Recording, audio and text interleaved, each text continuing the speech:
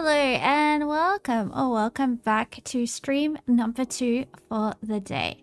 I am dedicated. Hello Ricochet.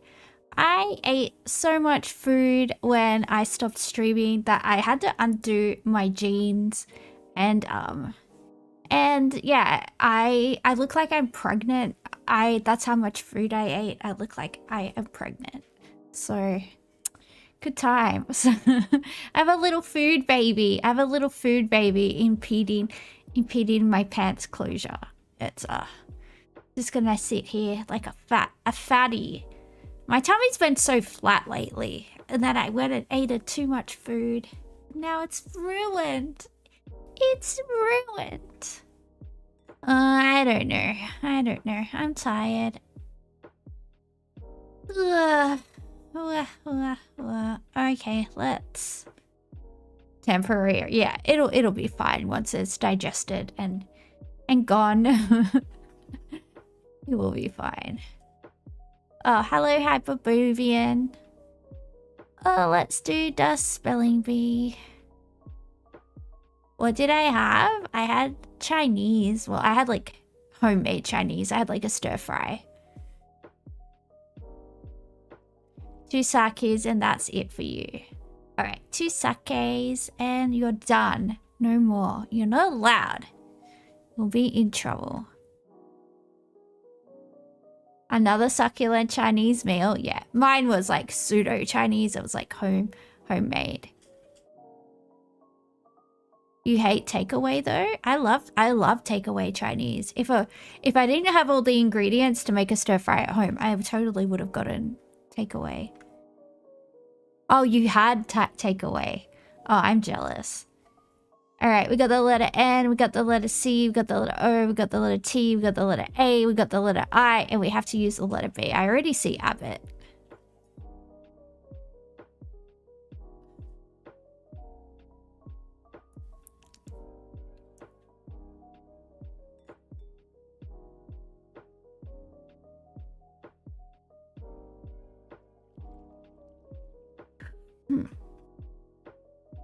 Cabin?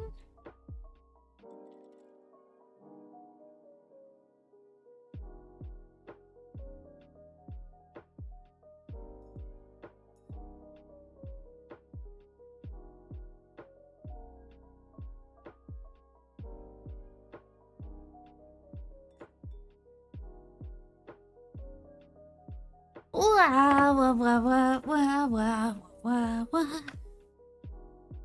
Octopussy. Meow. Meow. Meow.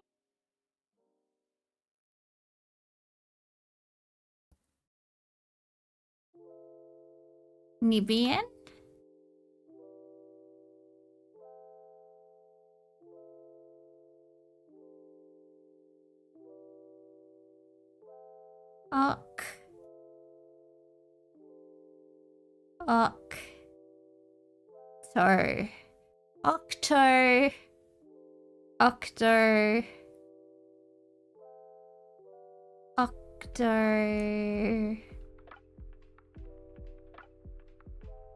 Octagon? Oh, we could have had octagon. There's no octagon. Bant. Just having some bants, boys. Not a word.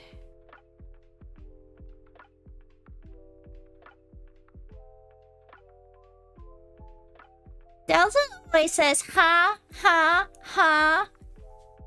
You sound like a seal always going ha, ha, ha. Just because doggos are good boys, it doesn't mean you're allowed to be a seal. Oh, we can have tobacco.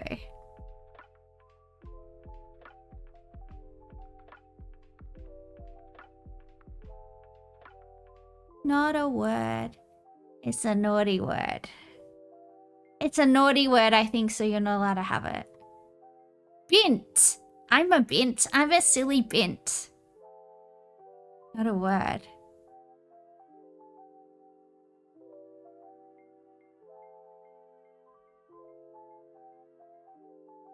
Boat. Goat.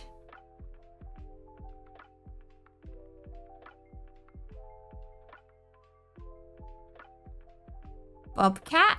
Yeah, that's I've seen videos of people that thought they found a kitten and it was a baby bobcat and they didn't know and they like thought they were rescuing it. Kind of seems cute. I kind of want to do it. Do do do do.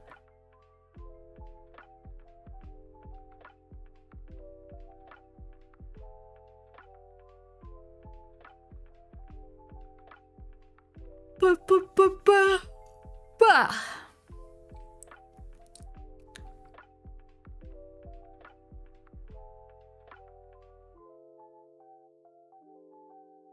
Antibiotic. Oh, I should have seen that one straight away.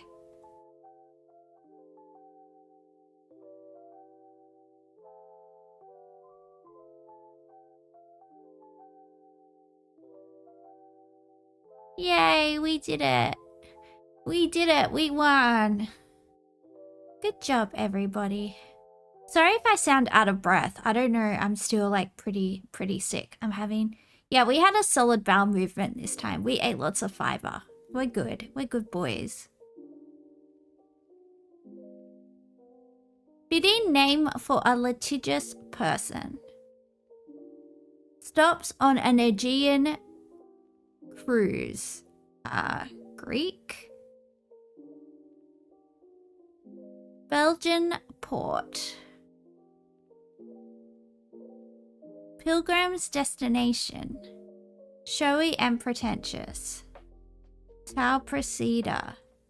Pose the fall of the house of...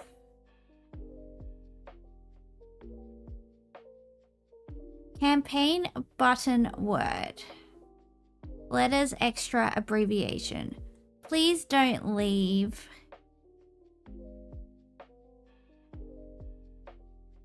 Belgian port.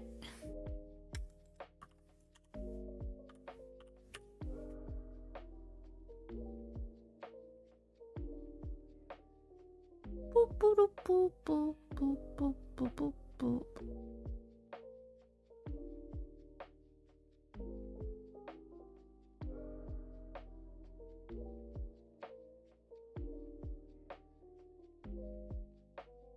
One down, Signa.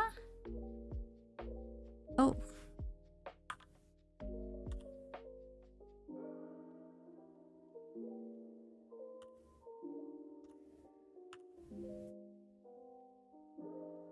Stops on Aegean cruise. Islands. Nope. Doesn't fit.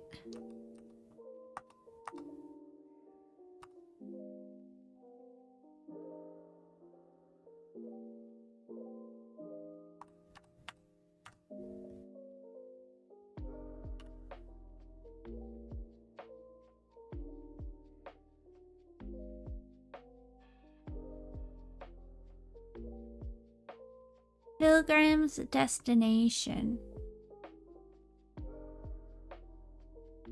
Showy and pretentious.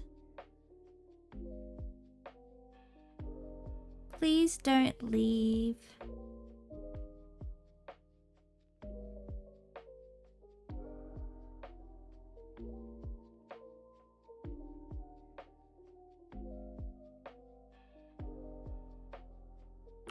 That does make more... Sigma does make more does make more sense.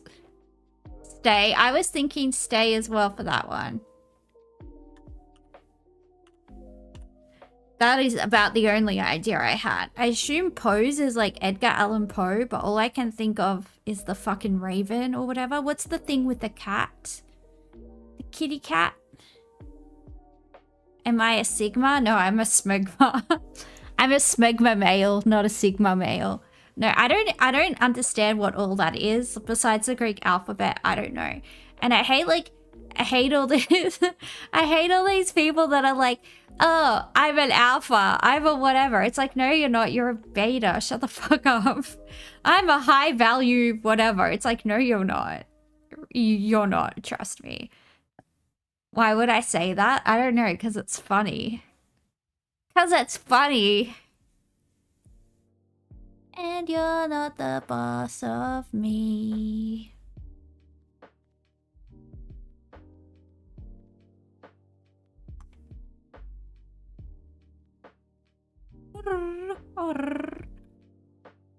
Two down, Usher. Oh, House of Usher.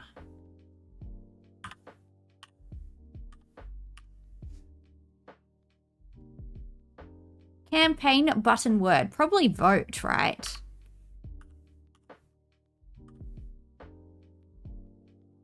Probably voted?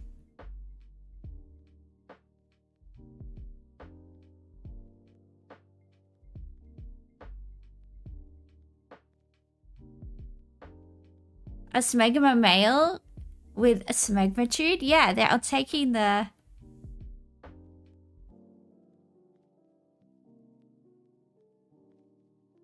extra letters across Sue. Oh, that makes sense.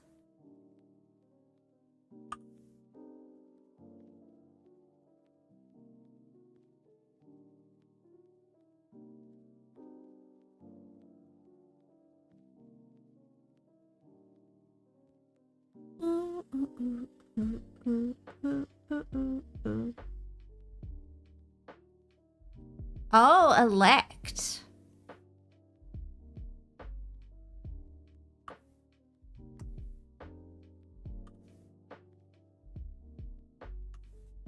Oh, Mecha. Mecha makes sense.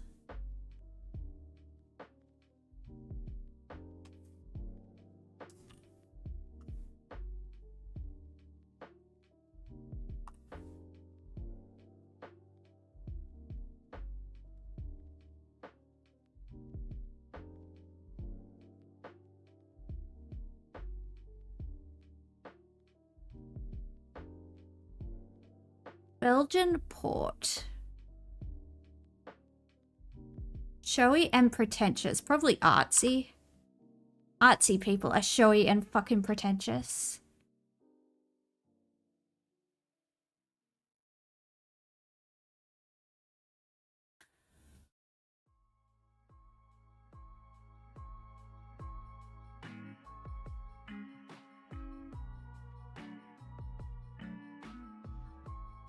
But I think Pilgrim's destination is Mecca, because that fits. So I don't think it's not that. So...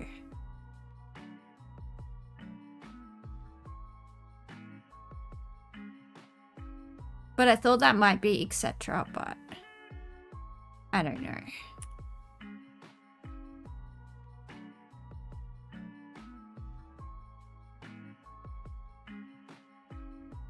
Stops on Aegean cruise. I mean, the Aegean Sea has like the Greek islands, so I thought maybe it's isles. I don't know. It kind of seems to fit. What is wrong? What have we done wrong? Could be this.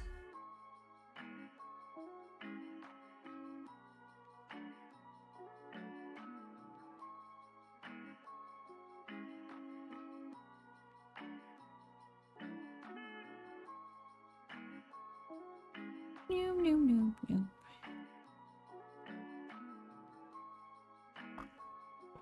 Belgian port is def wrong. Yeah. More than likely.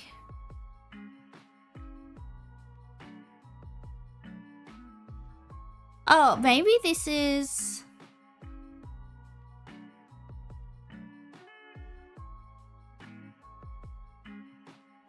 no, I got nothing.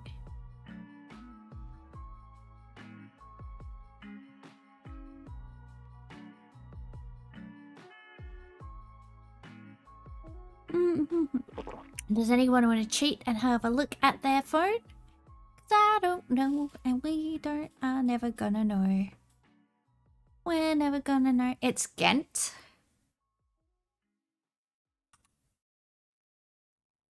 Wow, we completed the puzzle in 7 minutes and 20 seconds. You're an idiot. I mean, no comment, Delta. No comment. Delta, like, likes to trick me a lot. I can't trust him. He is a devil. He is a devil child. I tried to raise him well, but he's always going off on his own, doing his own things, and I can only do so much. Disgusting behavior. You're not a devil child? Okay. Alright. Okay, Delts, you're not a devil child. You're a good boy. Pat pat. Day of protests. Uh-oh. What's going on? That looks like Shidney. Shidney. Maybe a long time ago? Yeah, so you still have the devil in you. He never went away. He was just dormant. He was just hibernating. Until you met me and you would unleash him into my life. I know what you're up to. I know what you're up to. Hundreds of police swarmed Melbourne's CBD as 4 rival protest groups rallied in the streets. Officers stopped opposing demonstrators from reaching each other for most of the day. Oh, I forgot connections. Whoopsie. Whoopsie. I did a whoopsie. No connections? How will we ever live? We got 16 words. There are 4 categories. We don't know what the categories are. So we group 4 words together that might be connected somehow and we guess. And if we guess correctly, it will tell us what the category is. Isn't that exciting, guys? Nickel, key. Won or won. It could be Korean money. We don't know.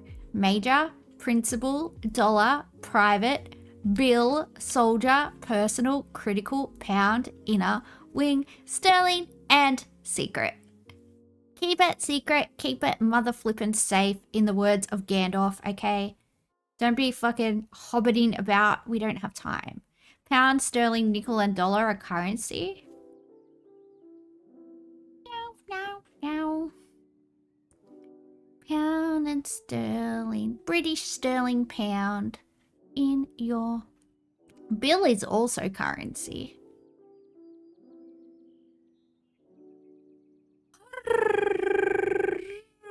Poo, poo, poo, poo, poo, poo.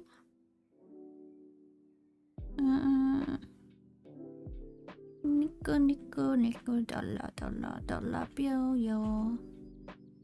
1 away.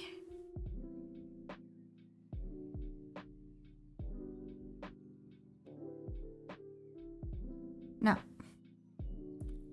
Well. $1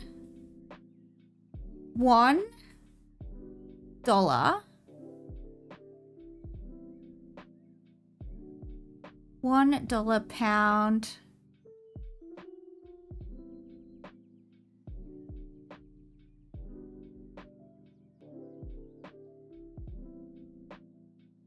Yeah, but the pound sterling is like one word, right? I'm pretty sure it's Great British pounds or pound sterling.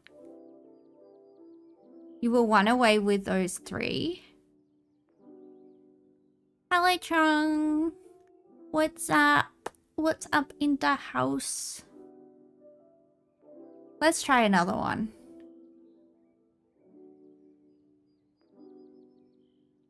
Private, secret, personal. Nickel key 1, major, principal, pill, soldier, personal, critical, pound, inner? Personal, private, inner, and secret. Could that be one? Maybe? Feel like maybe it could be, possibly. What's up? Not much. I ate too much dinner and now I feel sick. I ate too much. I got excited. And now I look like I'm pregnant. And I had to undo the button on my jeans because my stomach is so fat from eating too much. So, you know. That's, should I try this? Then we'll only have 1 life left. Private, personal, inner, and secret. Key, major, critical, and principal.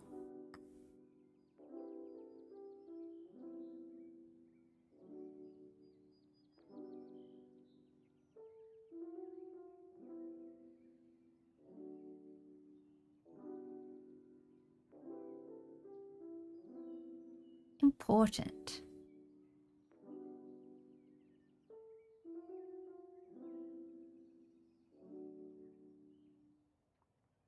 Secret, personal, private.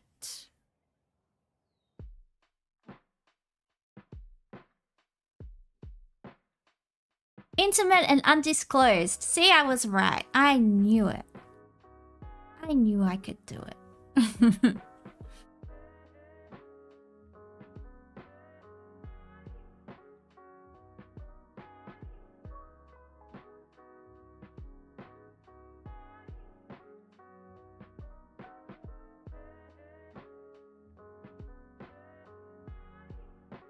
Meow, meow, meow, meow, meow, meow, meow, meow, meow, meow, meow, meow.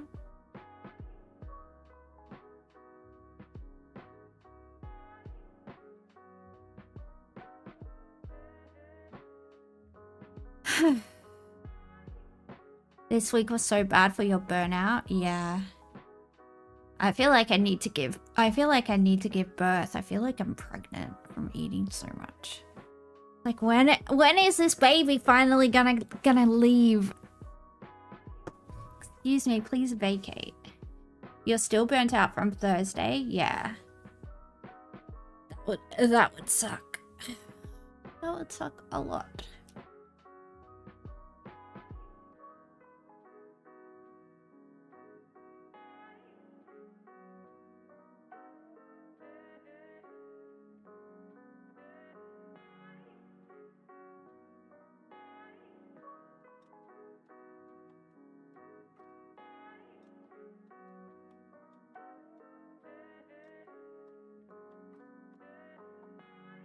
$5 for a Met Beach and shit fish and chips. Yeah. And your onion ring and your chips looked like they were engaging in activity together. Don't think I didn't notice that. It was very rude. This is a Christian server. We only behave ourselves around here and never talk about anything inappropriate. Disgusting. How do I even remember that? Because it was funny.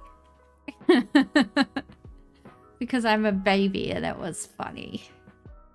It amused me. Oh, yummy, yummy, yummy.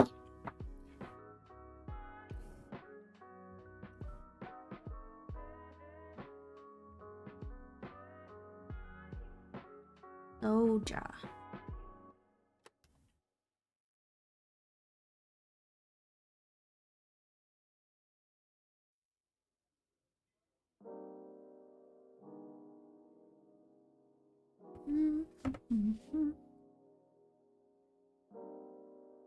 $1 pound in sterling. That's what I thought it might be one because of Korea. Korea?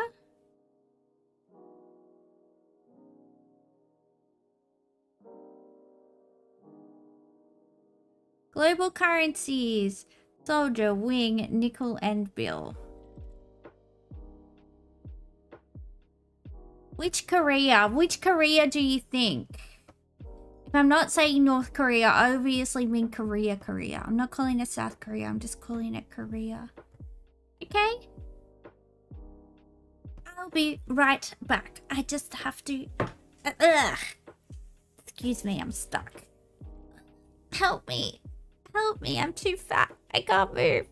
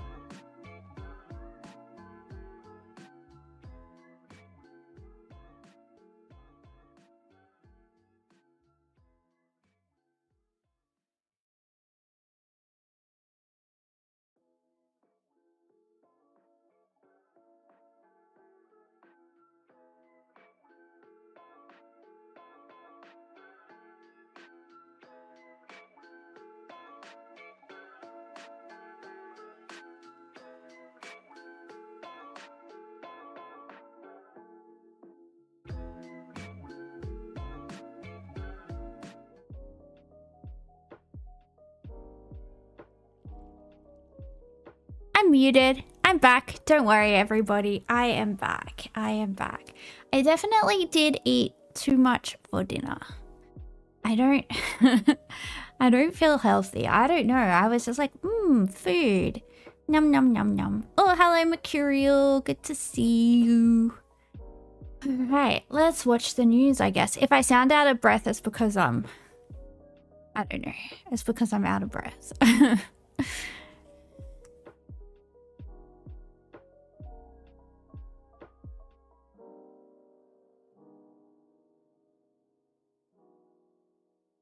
Meow, meow, meow, meow, meow. Oh no, there were protests. Protests. I'll be hungry in an hour. Oh, I hope so. I hope so. Right now, I feel like I'm 9 months pregnant. I don't know how that feels, but I assume it feels like this. Hundreds of police swarmed Melbourne's CBD as 4 rival protest groups rallied in the streets. Officers stopped opposing demonstrators from reaching each other for most of the day, but there were some clashes this afternoon. A wall of police separating 4 rival rally groups. Save Australia! Save Australia! All marches equally passionate and loud, and with disdain for the other. Always was, always will be! The protests come 2 weeks after violent clashes on Melbourne's streets as part of the anti-immigration March for Australia, attended by prominent neo-Nazis that ended with an attack on camp sovereignty. I think they highlighted what our First Nations peoples deal with in our communities. All refugees are welcome on my country, not racists and Nazis. Today, both sides claimed the rallies would be peaceful, and for the most part, they were. Police have done a really good job in sort of keeping us separated, but it's getting a little bit close now. A few breakout groups breaching the peace after the main marches had completed, resulting in at least 1 man being capsicum sprayed. He got point blank in the face with the spray. Like, as close to me and you, just went right in his eyes. The 4 protest groups included the Australia Unites Against Government Corruption rally, coupled with the anti-immigration Save Australia group. Both converged on the front steps of Parliament. I also disagree with the crazy immigration. Okay, and a lot of them are Indians. The people who don't value our way of life and our freedoms. Those protesters were countered by a rally against racism and another called sovereignty never ceded. Yeah, it's the first time I've been out to a march or a protest, and I'm really proud of the mob that's turned up. I just really want to counter the message of hate that's been around in the community. We all should be able to be as one. You know, it doesn't matter what colour we are. In anticipation of violence, the entire CBD has become a designated area, giving police additional powers to stop and search and ask protesters to remove any face masks. The level of violence anticipated never came, but the city was prepared. Shops closed their doors as protesters passed. Police lining department stores to prevent any entry. Oh, you gotta make sure Grace Brothers and David Jones don't get looted, guys. Surely that's... El-Janas should only be allowed in Granville. I don't like that other people outside of Granville get to experience El-Janas. If you're not from Granville, you shouldn't be allowed to eat it. Stop rubbing salt in my wounds, everybody. I'm against it. I hate everyone. I'm going to my room. Oh, I am in my room. Well, I don't know. I'm going to a different planet. Goodbye. Is on foot, horseback and bike, working hard to protect. And in a matter of hours, they'll do it again. The city's 100th pro-Palestine rally planned for tomorrow. Steph Baumgartel, 10 News. Thousands of protesters took to the streets of other capital cities around the country. The demonstrations were largely peaceful, with only 1 man arrested in Sydney. In rallies across Australia, they marched. The demonstrations in Brisbane, Sydney and Adelaide were organised by Australia Unites. That man must be a ship because he's carrying a maritime flag. I know he's a sovereign citizen, but I'm just being a dickhead. Be like, baby, are you a boat? Because you are. Stupid. I don't know. I thought I had a joke, but I wasn't really going anywhere. I thought I would think of a pithy punchline, but I did not. I, in fact, did not. And that's where we are. An anti-government group that, amongst other things, is against the social media ban, against a treaty with the World Health Organization to prepare for future pandemics, and against mass migration. Make sure our Australians have homes first, then we can bring them in. Those in attendance pushed back at claims of racism, saying they were just ordinary Australians. Have a look around you. Are these people that are here today look like radical people? The same could not be said of fringe groups. Funny you should mention that. I do see an iron cross on old mate's arm. Yeah, a little bit not like a normal fucking person. Re-migration. The demographics is destiny, okay? If you import the third... Mate, I don't think you're the master race if you don't have a chin and your teeth are rotting. I think maybe you should calm down. I don't think Mr. Mustache Man would have looked at you and said, yes, prime genetics. World, you become the third world. Whose numbers in Sydney could only fill a large SUV. It's time to hold these white supremacy groups to account. Opposing them were demonstrations organised by the Black Caucus, whose sovereignty never ceded rallies also took place across the country. I don't agree with the racist rallies of the past few weeks, and I think everyone should feel safe in this country. This group claims it wants change. They are united under the banner of anti-government corruption. They claim they are for everyday Australians. Pauline Hanson's gonna do well at the next election, I've got a feeling. Oh no. Oh, I don't like it. Please explain. And there's a lot of people here that are feeling the same as we are. We need to stand up. One figure who loomed large over demonstrators was that of American podcaster Charlie Kirk. Oh my god, are you American? Go and live in America if you love it so much. Why don't you fucking marry it? This is Australia, you fucking weirdos. You're all about anti-immigration this, anti-immigration that. And what's Charlie Kirk got to do with the price of eggs in Japan? What the fuck are you on? Who was killed earlier this week. Now that they've shot Charlie in the throat, they've shot every one of you in the throat. Despite fears of unrest, police arrested just one man in Sydney. I don't know, whenever I've heard that Charlie Kirk dude mention Australia, it wasn't in glowing terms. He thinks we're like a communist hellhole or something.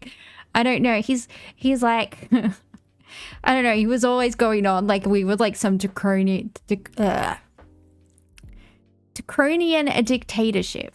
Draconian, that's the word. Draconian. Why can't I talk today? Dictatorship that like it was 1984 down here. Apparently we were all being held hostage in our houses in Melbourne. Want gossip on that guy just then? Yeah, do you have gossip? Delta, when do you ever have to ask me if I want gossip? I am the gossipiest bitch out. Yes, if you have gossip, please give it to me. I desire it. Go back a sec. Seki. Which guy? This one? This one? This one? Old Ranger reporter? Which one? I assume not the Ranger reporter. Large over demonstrators was that of American podcaster Charlie Kirk, who was killed earlier this week. Now that they've shot Charlie in the throat, they've shot every... All right, yeah, give us the Gossaroony. What is the gossip? Please, I require some gossip. I'll die without my daily gossip. Please give it to me.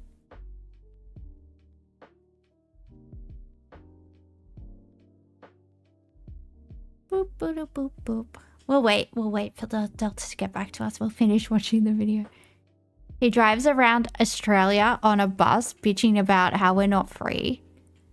Yeah, and he's free to roam around like different states in his little old people bus.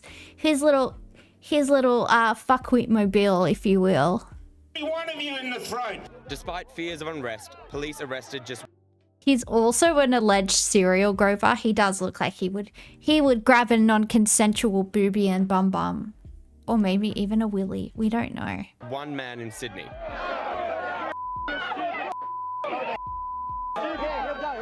who was escorted from the area.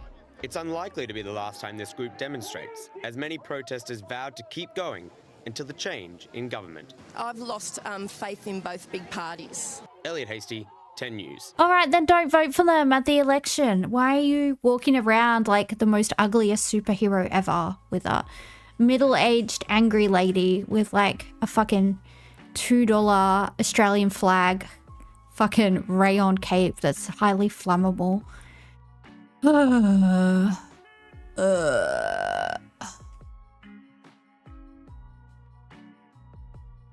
Talk constantly down about doctors and nurses and natural remedies are the solution. Yeah, I hate those people. Those people don't want democracy. Yeah, they like democracy when the majority vote for what they want it, but as soon as it doesn't go their way, they don't think democracy is good anymore.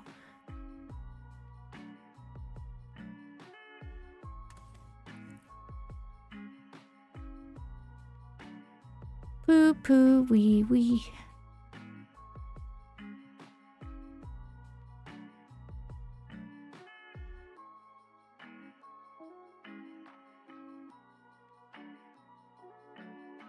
Police officers charged over Melbourne man's death. How surprising. Good afternoon. First at 4, 2 Victoria police officers accused of unlawfully killing a Melbourne man have faced court for the first time. As Jacqueline Stanley reports, it happened during a routine arrest that inexplicably turned fatal. The pair was charged by homicide detectives over the death of 35-year-old builder Luke Briggs after a routine traffic stop.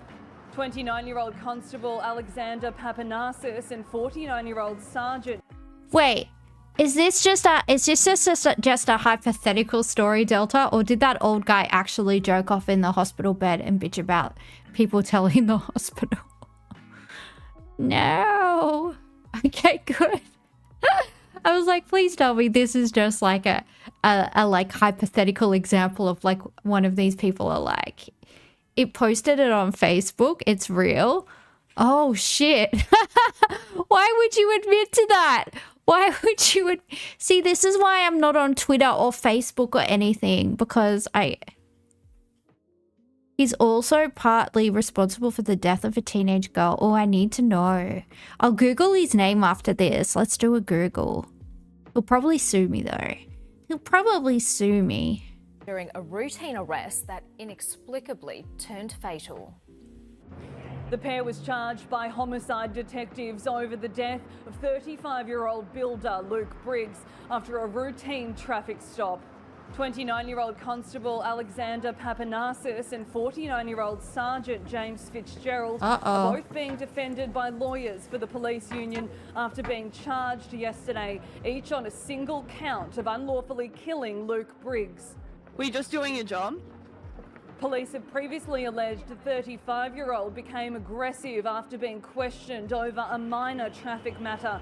He was arrested at a 7-Eleven and became unresponsive during the incident. Then, after 8 days in a coma at the Royal Melbourne in July last year, the Werribee builder died in ICU. If someone's unarmed and the police or some other person seeks to detain them, then you can't use excessive force, deadly force, for instance, if someone's unarmed. Court documents don't shed any light on exactly...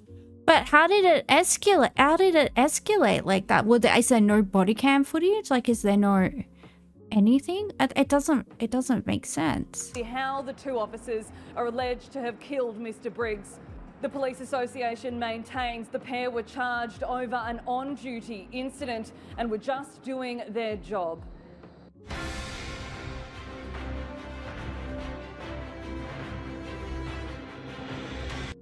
Yeah, a healthy young man doesn't just end up in the intensive care unit for 8 days. What the fuck did they do to him? Dude, this is so weird. Tell me what this bloke's name is, Delta. This modern medicine is evil. Dude. Okay, I'll have a look at it later, I guess. Alright, well this is the guy that shot Charlie Kirk According to Hyperbovian, they are uwu femboy. So I don't know. Let's find out, shall we? And Donald Trump says authorities got their man, with the suspected assassin who shot dead Charlie Kirk now in custody. The arrest came just hours before Kirk's widow spoke for the first time since her husband was gunned down. Erica Kirk thanked first responders and delivered a battle cry to supporters to continue his agenda. Here's US correspondent Catherine Firkin. Standing in her husband's podcasting studio with her hand resting on his vacant chair, Erica Kirk was emotional and defiant. My husband laid down his life for me, for our nation, for our children.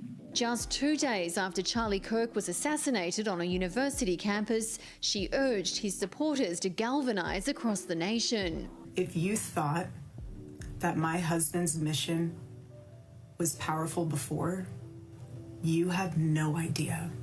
Uh-oh.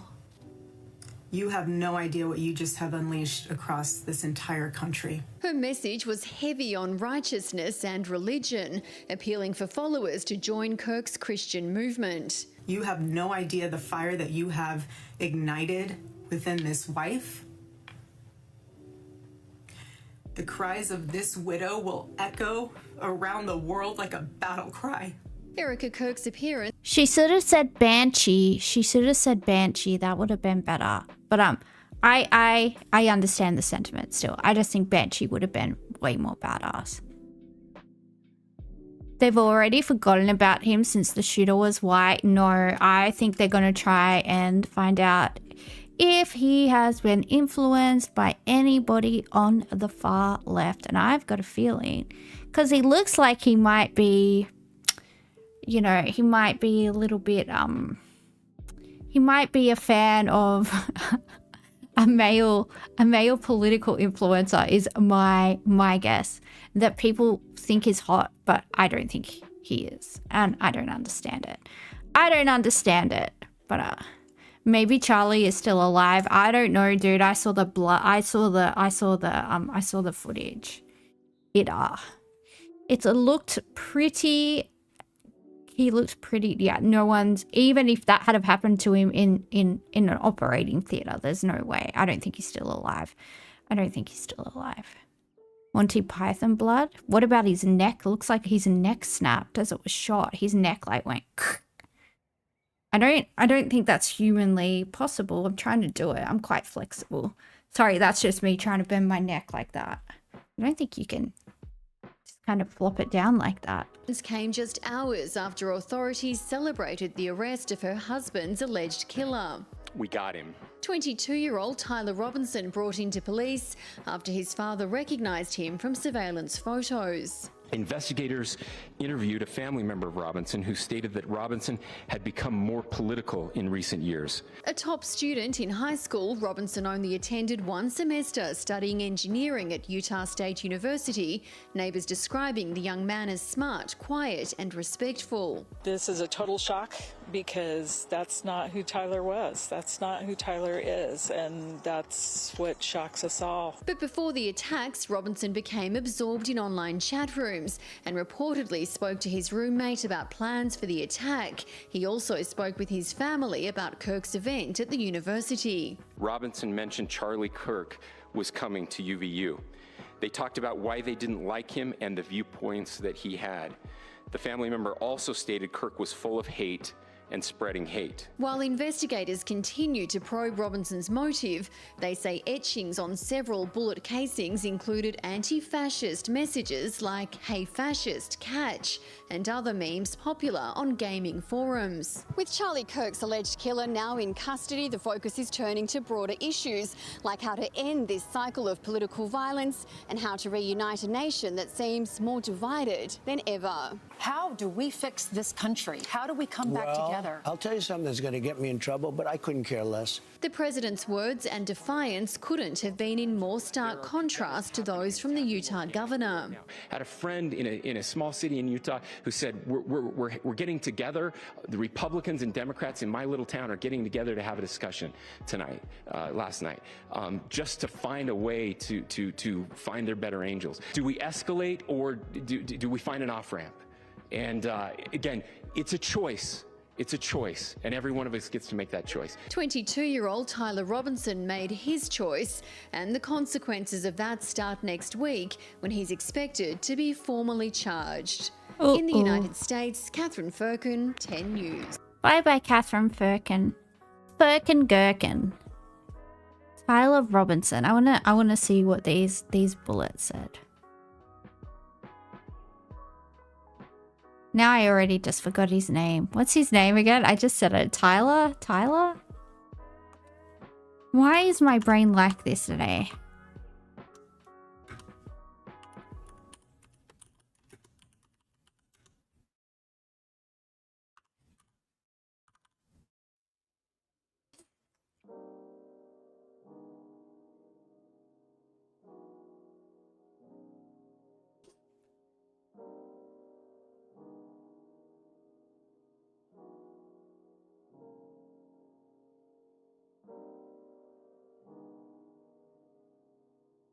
Oh, fuck off. I gotta take the ad block off this fucking computer.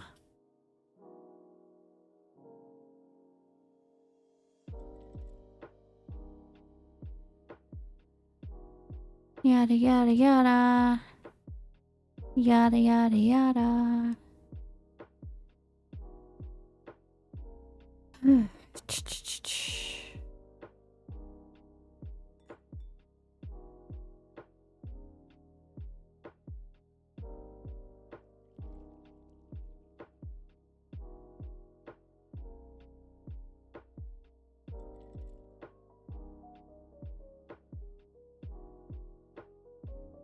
One unfired casing bore the words, "Hey fascist, catch," and an up, right, and 3 down arrows. The arrows resemble a possible cheat code for a video game, but it's not clear, and no images have been released by the FBI. Another casing carried lyrics to the song Bella Ciao, an anti-fascist anthem with its roots in the Italian partisans of World War II fighting against the Mussolini dictatorship and Nazi occupation. Other inscriptions displayed apparent references to online trolling humor. One read, "If you read this, you are gay." The casing of the bullet that killed Kirk read, "Notices bulges, ooh woo, what's this?"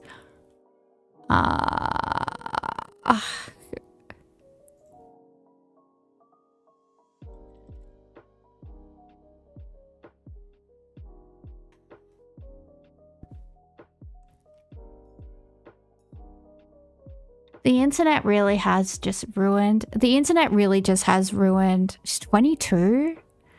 Yuck, I bet he spent his whole life on the internet. This is what happens when you don't touch booby or booty. Okay? Grass, booby, and booty. Remember. Remember the things that you need in life, not to turn into a little weirdo. Grass, booty, and booby. Or bums and doodle. I don't know. It depends. It depends what you're into. But, you know, you need some human contact is what I'm saying. Don't end up like this. You thought the arrows were Hadouken code, but apparently it's Helldivers. Stop.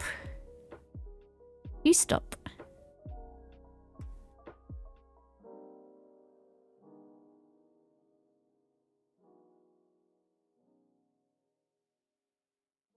It's to call in a 500-kilogram bomb.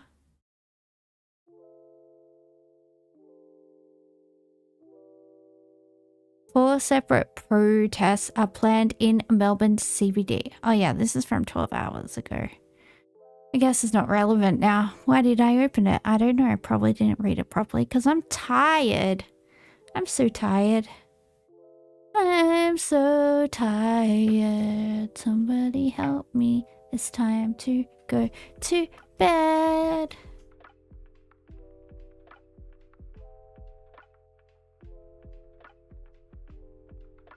Crime surge. Oh no, people stealing stuff from Bunnings. Bunnings Warehouse. The lowest prices are just the beginning. What comes after the low prices, Bunnings? I demand to know before I make the commitment to begin this adventure at your shop. I don't know. I don't know what you're up to. Quite frankly, I am scared and confused and a little bit aroused.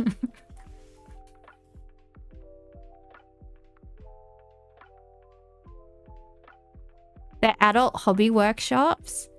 Oh yeah, they sell really shit kitchens. Don't ever get a Bunnings. I think it's called Caboodle Kitchen. Don't ever get one of those. IKEA has really nice kitchens. I want an IKEA kitchen. I want an IKEA kitchen.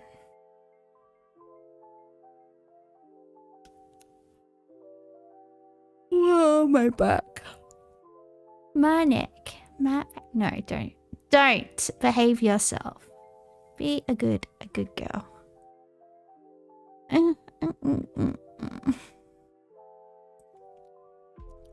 I don't know. Does anyone have any exciting news? Is anything happening in the cyberspaces?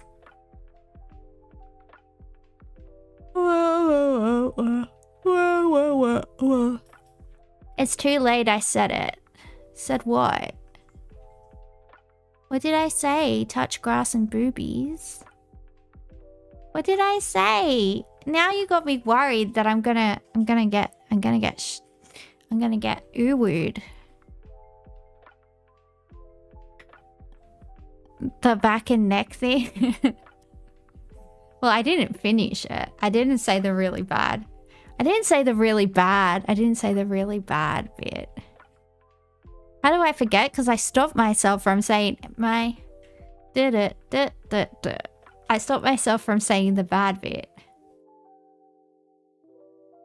What do I think is going to happen to the sovereign citizens? I don't know. Hopefully they do a Kool-Aid type activity in their purple sneakers.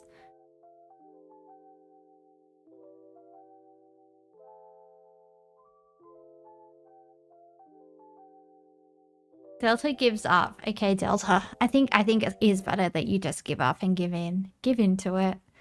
Let the currents take you away. Stop fighting. Just let the waters, just let the Pandadoras wash over you. It's peaceful.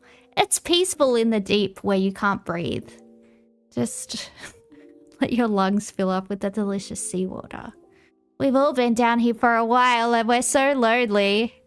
We're so lonely. We need more souls. We need more souls in this underwater kingdom.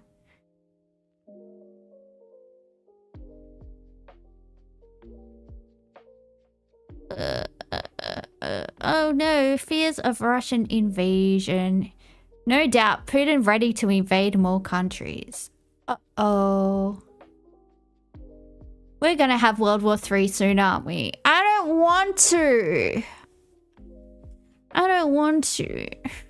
Poland is warning it's closer to conflict than it's ever been since the Second World War after its fighter jets shot down suspected Russian drones that it says committed repeated violations of its airspace during an attack on Ukraine. Now, Moscow has denied responsibility, but the Polish Prime Minister Donald Tusk says the incident is an act of aggression by Russia. So could there be a response by Poland and broader NATO? Have I seen the Nepal news? Yeah, I have. We should talk about that, actually. Sorry. I'm in Struggle City.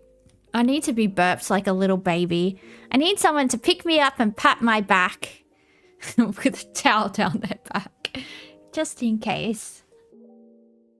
I ate too much. I had too much chalky milk. Kia Giles is Senior Consulting Fellow at Chatham House's Russia and Eurasia program, and he joins me now. Kia, good to have you with us this evening. Now, how do you see this drone incursion? Because Russia is denying responsibility for the incident, but Poland says no, it doesn't believe that, it believes that it was targeted. Well, it's important to bear in mind exactly what Russia has and has not said. They have not denied the incident. They have said that they did not plan to attack Poland, and that's an important distinction. Nobody's in any doubt that these are Russian drones that have landed in Poland. The only ongoing conversation of it is about how intentional that was, whether this was a deliberate attempt by Russia to probe and test.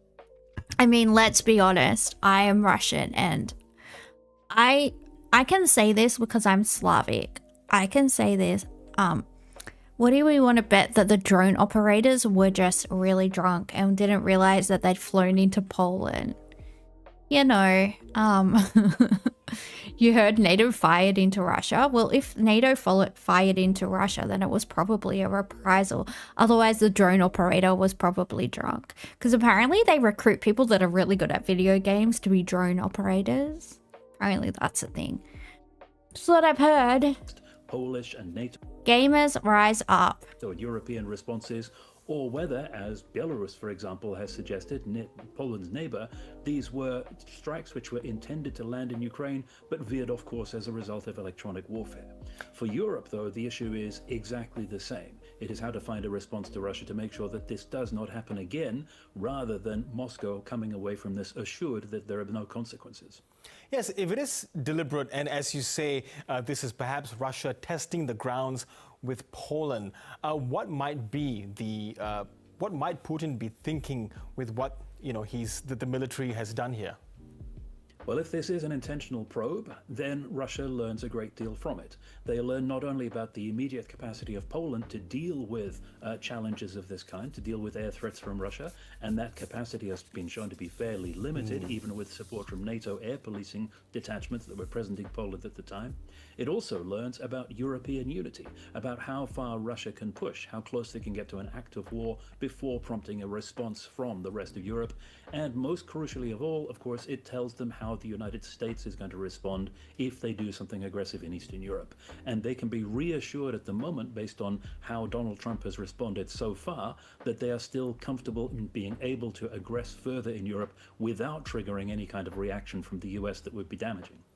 Yes, so if Russia is sort of playing in between here, but in the meantime, Poland is on the front line. It shares that border with the Russian territory of Kaliningrad. Would this sort of alarm Poland into making more significant preparations for other incidents like this that may occur in the future? Well, Poland has been preparing for years. They're several years into a crash rearmament program because they've looked at Russia's plans in the region and the war in Ukraine and realized that they need to increase their defense budget, more than doubling it over recent years, also massively increase the size of their armed forces. Now, that, of course, raises the question of, with all these preparations, how relevant were they to the kind of threat that Russia is now posing if they weren't able to intercept these small numbers of drones, a relatively tiny number compared to the number that swamps Ukraine every night. So that will be the subject of active discussion in Poland already, but there's no doubt there as to the immediacy of the threat and the steps that need to be taken to meet it. Yes, and if one is living in Poland, is the question of Russian invasion a live question? No, I don't think he said Leningrad. I think he said Kaliningrad. But at the back of their minds, perhaps not now, but in years to come, given how close they are to Russia. The question of Russian aggression is a live one in all of those frontline states, because all of them are asking themselves who is the next target for Russia, either after major combat operations in Ukraine cease and Russian forces are freed up for their next target, or even during the Ukraine conflict if Russia uses some of its other assets that aren't committed there. So it is a constant topic of conversation, and it's the driver for this intense military rearmament, reorganization, and also measures to protect the civilian population, because people living in these countries see the way in which Russia targets innocent civilians across Ukraine and know that they need to find ways of protecting themselves, their society, their economy when it comes their turn to be the victim. So in that vein, Kier, was it justified of the Polish President Karol Nawrocki to come out and say that Vladimir Putin was ready to invade more countries? Well, there's no doubt that Vladimir Putin is ready to invade more countries. That is part of how Vladimir Putin has set out his vision for re-establishing Russian power over the region that he believes should be governed from Moscow. He said very clearly that the borders of Eastern Europe need to be revised, and that is exactly the threat which all of these countries are preparing for. Yes, and finally, Keir, Poland has invoked Article 4 of the NATO treaty, demanding consultation with its member states. Materially, though, what's the significance of invoking this treaty? Well, there are different articles of the North Atlantic Treaty. I think we're gonna have World War III kick off in the next 10 years. I really hope Australia stays the fuck out of it. And we just, I don't know, we just get as much military shit as we can. We get nukes. Say, we're neutral, let's be Switzerland. Let's rename Australia to Australia, parentheses, just like Switzerland in World War II, parentheses. And yeah, we'll just have nukes and we'll be like, look, we're cool. We're not fucking with anyone. We don't like you. We don't hate you. We're just here sitting on our fence with all of our gold eating chocolate. Okay, we've got more red flags than a Swiss ski slope over here. Okay, we've got uranium. Leave us alone. I say that's what we do. That is my foreign policy. Treaty, that founding treaty of NATO, which provide for different situations. Article 5 is the one most people have heard of. That's the one that says an armed attack on one country has to be considered an armed attack against all of them. Poland has not gone that far, possibly because it might not have had the confidence that it would actually get that unanimous backing from the rest of NATO, because it's a fairly major step. Article 4 is, if you like, a kind of soft option. It says, we're in a crisis, let's talk. It calls for urgent consultations between NATO member states. Now, what exactly the results of those consultations are, and whether it might move NATO to action, we don't know yet, but this is a rapidly evolving situation. Yes. What's your assessment of how other NATO states, particularly those in Western Europe, how prepared are they to perhaps assist countries like Poland that are in the front lines? What is your assessment of the preparedness of those countries? Well, we've heard of commitments from a range of Western European countries now, including the UK, including the Netherlands, to send additional military assets to Poland to help protect it. Of course, another question is how relevant those are going to be if they're not actually the kind of assets that will deal with drone strikes of this kind, which Poland has found itself in difficulties with, and of course, where they create problems and shortages elsewhere. But overall, the biggest problem is that it is the frontline states, the countries of Eastern Europe, that are far in the lead in terms of rearmament and getting ready for what Russia does next. Western Europe, the countries west of Warsaw, is far behind and has a long way to catch up to be anywhere near ready for what is coming. Okay, Keir Giles, really appreciate your analysis. Thank you so much. Thank you. Bye. See you next time. Chucky. Sorry guys, I'm so tired. Nepal protest. Generation Z.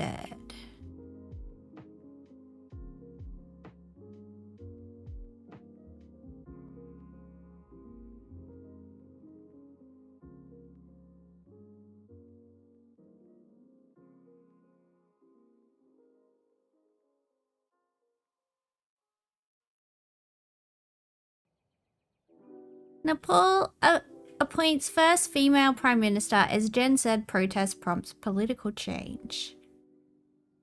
Ooh.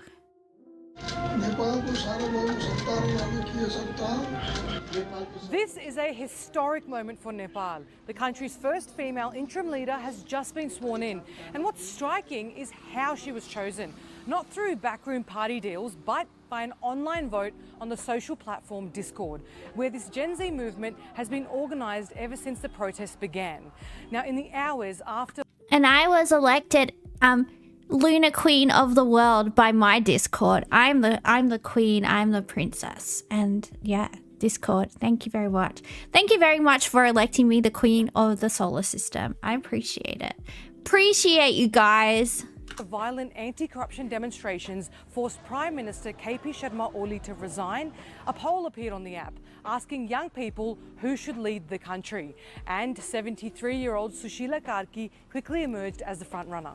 She's a former Chief Justice with a reputation for being incorruptible, remembered for taking on powerful politicians in corruption cases.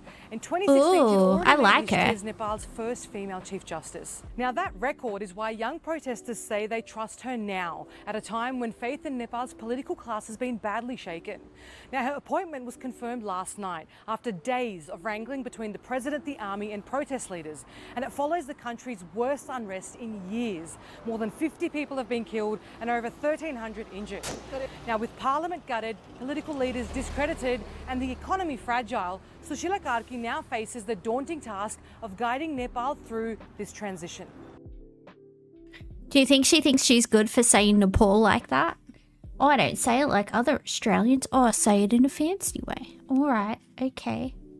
All right.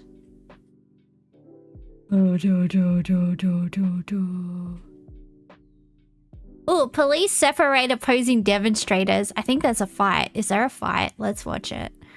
Fight, fight, fight. So bad they tried to ban social media to stop people exposing and discussing the corruption. Yeah, I started reading an article about it today, but then my ADHD distracted me. Apparently they were calling all the parliamentarians in Nepal Nepo babies. And yeah, I don't know, that's so funny. That's so funny that that's permeated throughout every culture. Fuck these people that just get elected through their connections. I like that. I'm an Aboriginal Australian. I'm against all of this. We all just need to be peaceful together. Free Palestine. I'm Aboriginal as well. Yeah, so fight with us, not against us. I've not even said anything, have I? Idiots. That's shame. Aboriginals are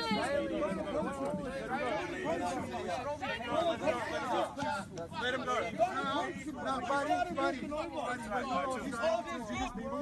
Everyone chill. You guys go that way, we'll go that way. We'll go that way, you go that way. Excuse me, Delta. I'm white trash. You can find another slur to call him, please. I've been called white trash before, just because I come from a poor family. That word hurt me like a bullet. Call him something else, please. Yeah, but I've been called that. I've been called white trash before. I've been called white trash by the woman that was almost my mother-in-law. So, marinate on that, guys. Anyway, I don't know. Look, he's obviously a fuckwit. Call him a fuckwit. I don't know. I just feel like white trash and bogan are just used to I don't know, paint. No, it's okay, Delta. It's okay, Delta. It's my personal issue with that word.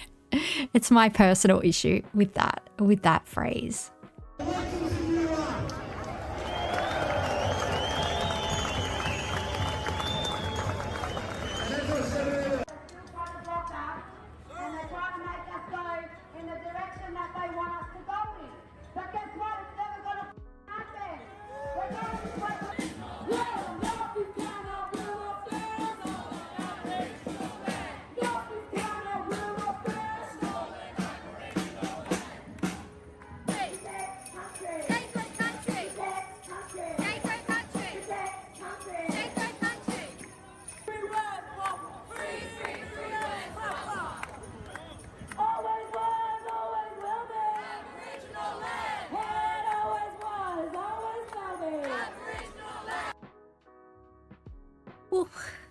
Well,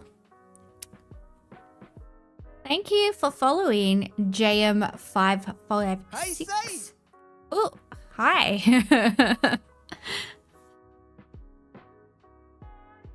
Well. Let's look at the poll more. I guess we'll see the lead up. Sorry, guys. I am tired. How am I? I'm alright, Yarib. How are you?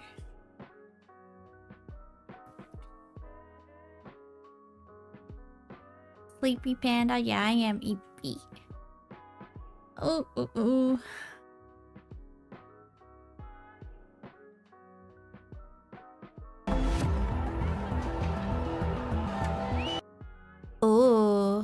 This has ominous music. That's how you know it's good.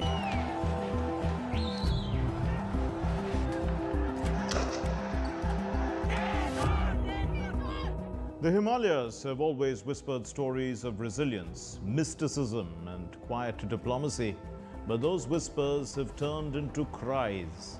Nepal is crazy right now. Yeah, they just elected a prime minister. Like, well, I just saw the first reports of it a few hours ago. So, hopefully that calms things down. Apparently, she's a good girl, or a good lady, I should say. She's like 70 something, but yeah, apparently she's a good girl. India's northern neighbor has been burning, not just with fire, but with fury.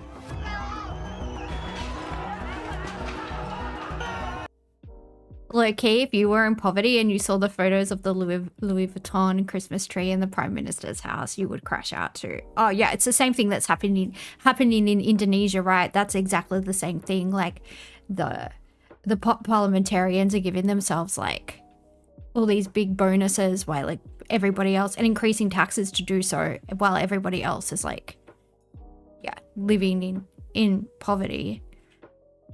It's great to see the Gurkhas. Why do you always make so many typos, Hyperbovian? My dad has a cookery, you know, like the little knifey sword things that the Gurkhas fought in I think both world wars with, right? I think they were in both world wars. Anyway, he's got a cookery. He's got one. He's got it like framed on the wall. My dad has like a lot of like naval swords and like bayonets and like all that type of stuff. He collects it. He said he's gonna leave it to me when he dies because he doesn't trust my brother. And he said I have to get my gun license so I can inherit his guns. So I don't know. That's something I will have to do. They're short, but they'll kick your ass. Yeah, I wouldn't want to fuck with them. Nepalese people make really nice food. I like their dumplings because they're called momos, and that sounds really cute. It's like, yeah, just get another order of momos, please.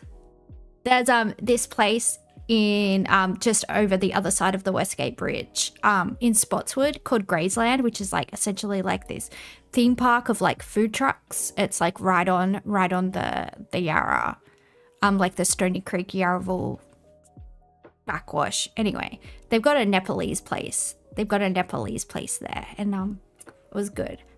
This place. Hang on. I should do it off screen in case it tells people where I live. Let's go into the void while I do a Google search.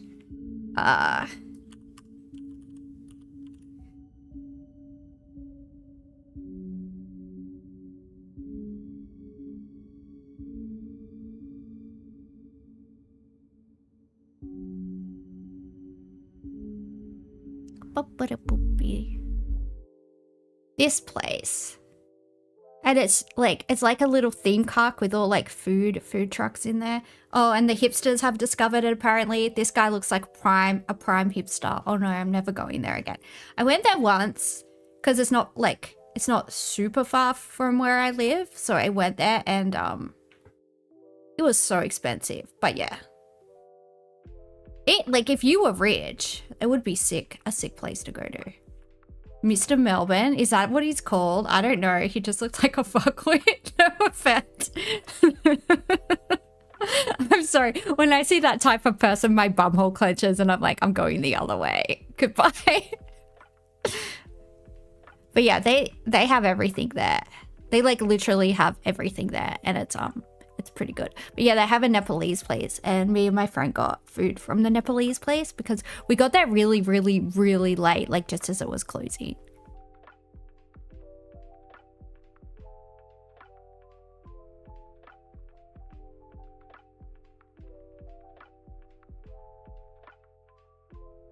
Okay, let's go back to the story. Sorry, I got sidetracked thinking about momos.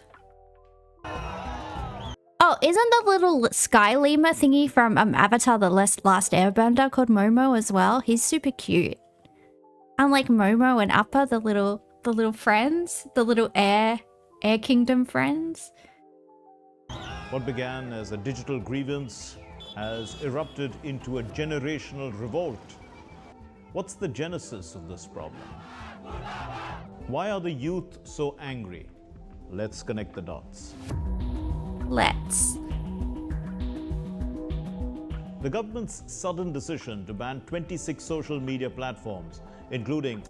Oh, Pseudomastix is back. I don't know if I said hello to you. Hello if I didn't say hello. I don't know. My brain is non-operational. Facebook, Instagram, and X was framed as a move to curb hate speech and misinformation. But for Nepal's youth, it felt like a gag order, a final insult in a long list of betrayals. Unemployment, nepotism, corruption. These weren't just policy failures, they were personal.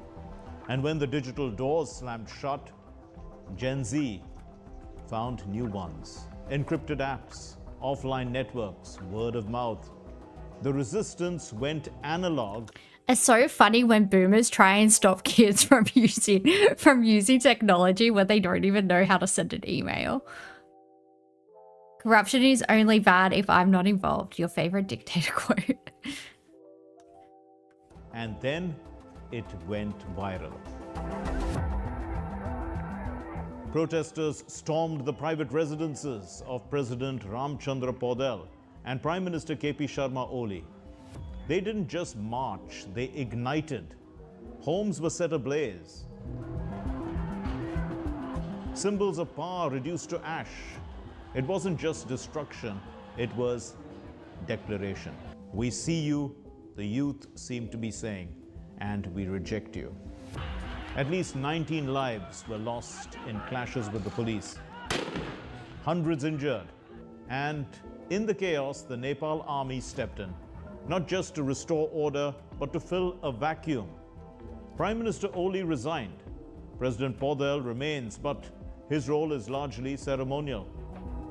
The coalition government hanging by a thread. Army Chief General Ashok Raj Sigdel emerged as a voice of calm. Why do they keep saying that it's Gen Z? I think that's just kind of synonymous with like young people. I think they're trying to say that it's like a movement led by the youth. I'm sure there's some millennials in there. What are the other little turds called? Alphas? Alphas. I can't keep. Why did they start with generation? Why did they start the letter naming with X? Because then they only had like 2 more letters to go. And now we're using the Greek alphabet? Like, what is happening? I'm not a fan. Oh, Delta, there's going to be a generation Delta. Are you excited for that? There's going to be a generation. Imagine being a beta. I'm generation beta. Can I time that so I can have kids that are all betas? And whenever they're talking back, I'm going to be like, shut up, beta. Shut up, beta male. Can I do that? I want to do that. In a rare national address, he urged peaceful dialogue. But let's be honest, Nepal is now functionally under military... Is that how we're supposed to say it? Are we supposed to say Nepal? Because I want to be fancy. Call them betas and then mog them. Oh my god, my kids are going to be like, don't come out in public with me, Mum. Don't kiss me goodbye. My kids are going to be so ashamed of me. I'm just going to be... I will probably be one of those mums that's just like really daggy on purpose just to embarrass my kids because I think it's so much fun. Just like go pick them up to school in my pajamas with a face mask on, in some Uggies. Come here, darling. Mummy missed you. And just like cover them in kisses with some lippy on. It's going to be great. I'm looking forward to this. Looking forward to it. It's going to be great. Oversight. Under Article 2676 of Nepal's constitution, the army can be deployed during severe unrest with approval from the President, Cabinet and National Security Council. That clause has likely been invoked. And while this isn't a coup, in name, it's a takeover in practice. But here's where it gets geopolitically complex. Nepal's crisis isn't just internal, it's international. Former Prime Minister Oli was seen as pro-China. His first foreign visit, Beijing, not Delhi. And he signed on to the Belt and Road Initiative, deepening ties with China. Meanwhile, the United States revived its Millennium Challenge Compact, injecting $500 million into Nepal's infrastructure, a clear counterweight to Chinese influence. So now analysts are asking, was this uprising purely organic, or was it nudged by forces seeking to reshape Nepal's geopolitical alignment? The pattern is familiar. Youth-led uprisings in Sri Lanka, Bangladesh, Pakistan, and now Nepal. The curfew in Kathmandu Valley has been extended until Saturday as high-level discussion. I don't know, it seems to be cause and effect whenever there's huge disparities between the ruling class and, you know, the everyday person. That's historically when shit's kicked off. It's not like I don't know. I don't know. Stop looking for conspiracy man, Mr. Indian newsreader. I don't know. I feel like it's probably organic. That's based on nothing but my own female intuition. Okay? I have witchy feelings in my witchy toes. Especially when they drain public resources. Well, yeah, like nothing.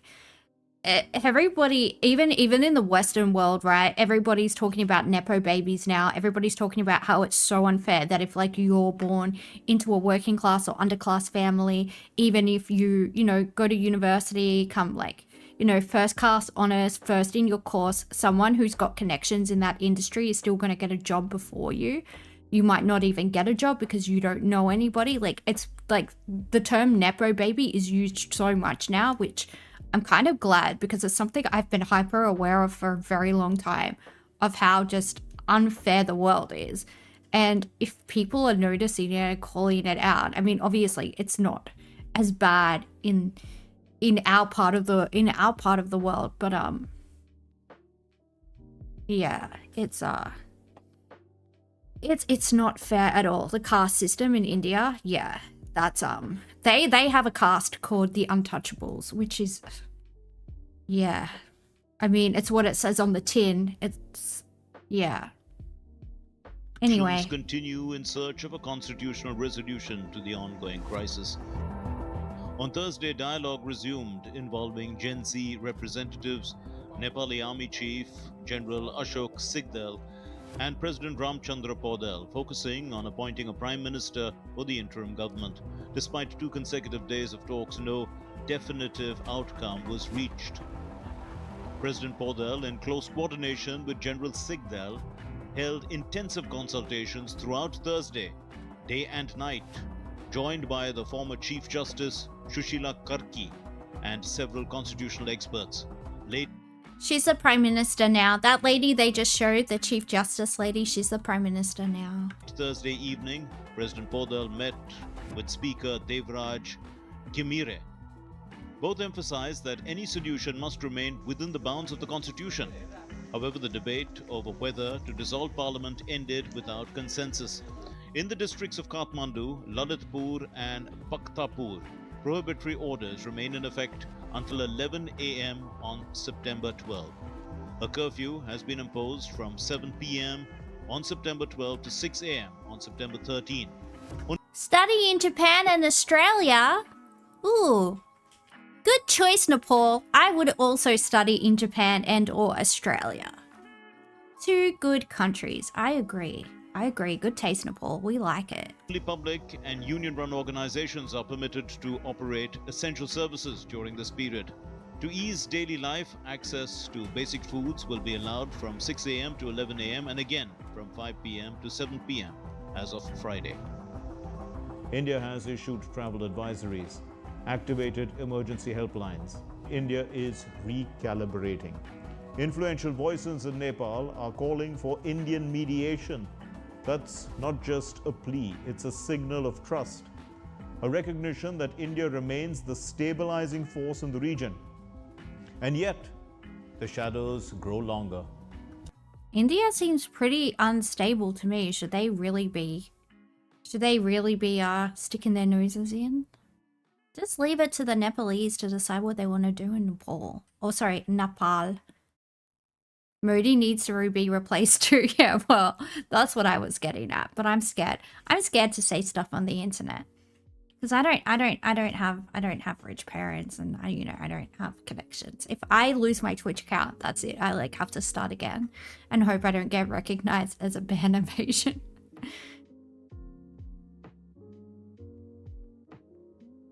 You saw a post where a black kid couldn't get a job at McDonald's in America because he didn't speak Spanish.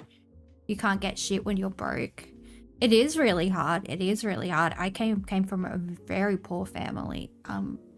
And yeah, it was hard. Like my first 5 years out of high school were so hard. Like I lived so far below the poverty line. It wasn't funny. Yeah, it was tough. When Nepal banned 26 platforms, TikTok, owned by China's ByteDance, was exempt. Why? Because it complied with local registration laws. Going from zero to middle class is borderline impossible if you're not smart, which is just brutal. Well, even if you are smart, it's still pretty brutal. Like I came second in my course at a group of 8 university. And I mean, granted, I didn't study something that was going to make me a millionaire. I studied social work. The money's okay. I'm still, I know people, because I went to University of Sydney. I know people that I studied with, who were related to people who were ministers of parliament, who had cabinet positions, or who had, cabinet positions. So yeah, when you're up against those people, it's like, well, whatever. All I could apply to when I graduated were just, normal entry level graduate jobs. And then you would see people that, barely passed getting jobs that like you would kill for, and they're getting them because, they have the connections, and it sucks, but I don't know. You just gotta suck it up, I guess. I don't know. I've had to eat a lot of shit. It's fucking annoying. They normally are flushed out if it's not their parents' company. I don't know. Working for the government can be pretty cruisy too. Charities and media managers, yeah, they'll probably go into like the philanthropy, like the private sector. They're definitely, not working in the government sector, but they will usually use their connections to get like, yeah, I don't know, foundations and charities and all that bollocks. All the rich finance bros on TikTok are also subsidized by their parents. Yeah. More than likely, I would say. Selective censorship or strategic leniency.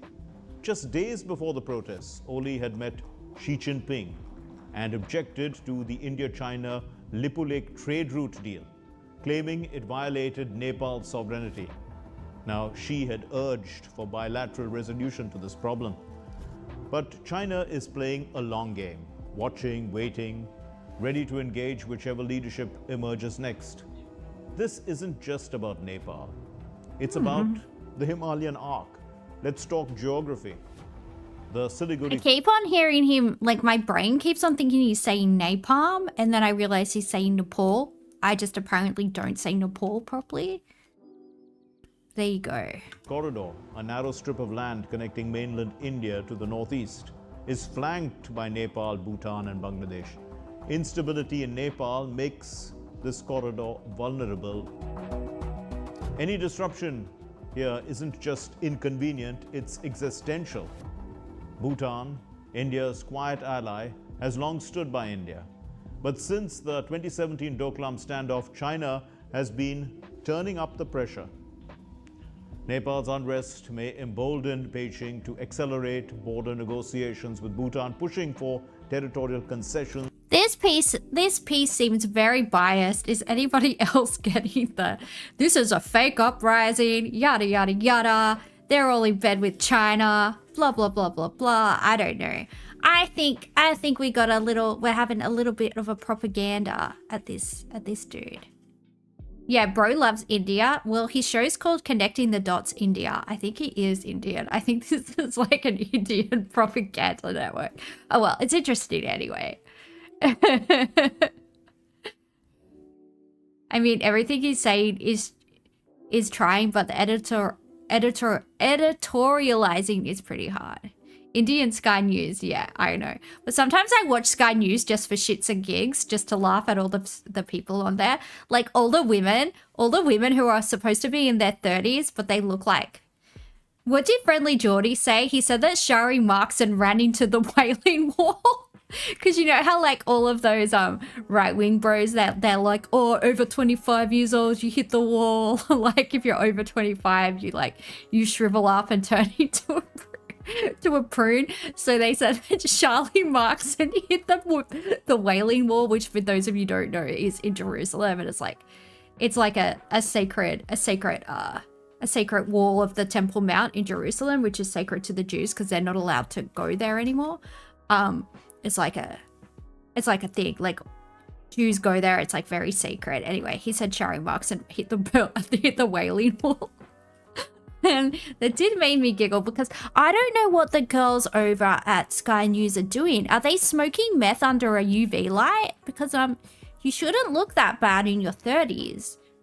You should not look that bad in your 40s or even your 50s if you take care of yourself. Like, does Roops not have the money anymore for like lasers and Bobo? What's going on, ladies? Drop me. No, I'm not gonna. I was gonna say I'll drop my skincare routine, but I'm not. I'm a gatekeeper. Apparently hot girls don't gatekeep, but I do gatekeep. I will have you looking haggard and ugly as you are on the inside. That is your curse, to look like that on the outside. Mwahahaha. And infrastructure access, India must respond. Not just with diplomacy, but with presence. India had ambitious plans to source up to 10,000 megawatts of hydropower from Nepal. Megawatts. Cross-border transmission Stop saying lines, napalm. energy corridors, all now at risk. The Himalayan frontier is no longer a... So you don't care about what the Nepalese want for their country. You only care about how it's going to affect India. That's lovely. Me. Maybe India will become a superpower this century because they sure seem to be as like narcissistic and self-centered as the Americans. I mean, they've already got the attitude to be a superpower, right? Well, how does this affect me? Me.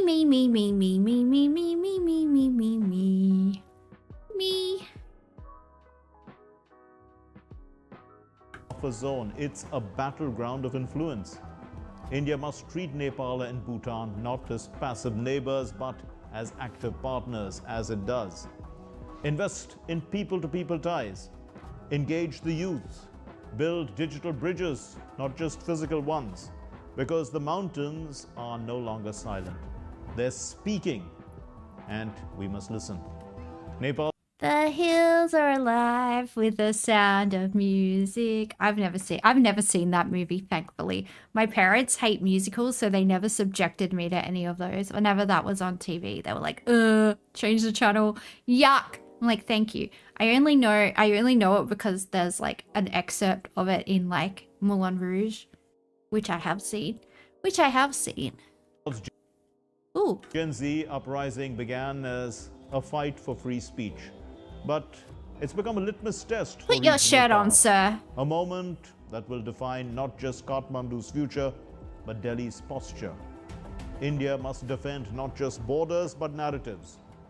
Not just territory, but trust. Not just sovereignty, but solidarity. The Himalayas are shifting. India must lead, not just with power, but with purpose. India can lead with purpose in the Himalayas by embracing a strategy that and I say Himalayas wrong as deployments well. And border management, one that reflects its civil. Well, I feel like I'm just being attacked. Civilizational depth, democratic ethos, and regional responsibility. India has shared cultural, economic, and ecological destinies with both Nepal and Bhutan. Earthquakes, landslides, and floods are common. India can lead in preparedness. A multilateral platform with perhaps Nepal, Bhutan, and India's northeastern states to coordinate development and diplomacy. Let the world hear Himalayan voices through film, literature, and digital media. India's leadership. Turn this guy off. He's okay.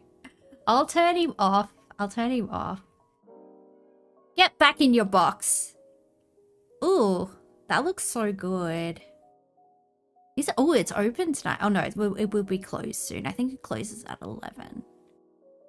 They also have like little music thingies on. Ooh, and they sell like toys and they have like photo. It's like a little theme park.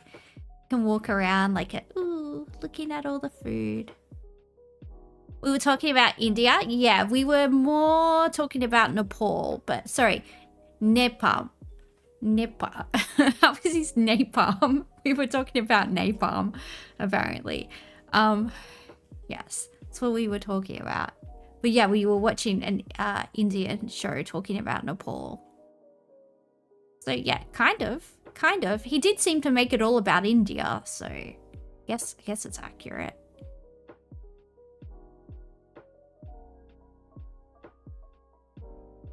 I mean, he did mention India a lot, so, you know, partially. Good evening to you, Farron. Good to see you. Oh. What are we gonna do? I think I'm done. I think I'm gonna play some food games. Ew.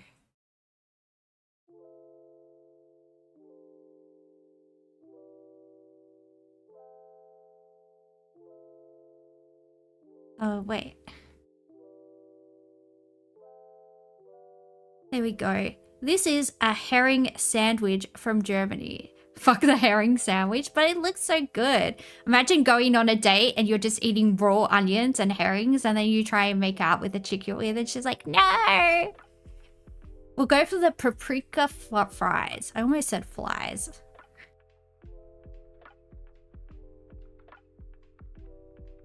The Paul Curryhurst, or fish and chips with mushy peas. This has salted fries, sliced German bacon frank, currywurst, drizzle, and jalapenos.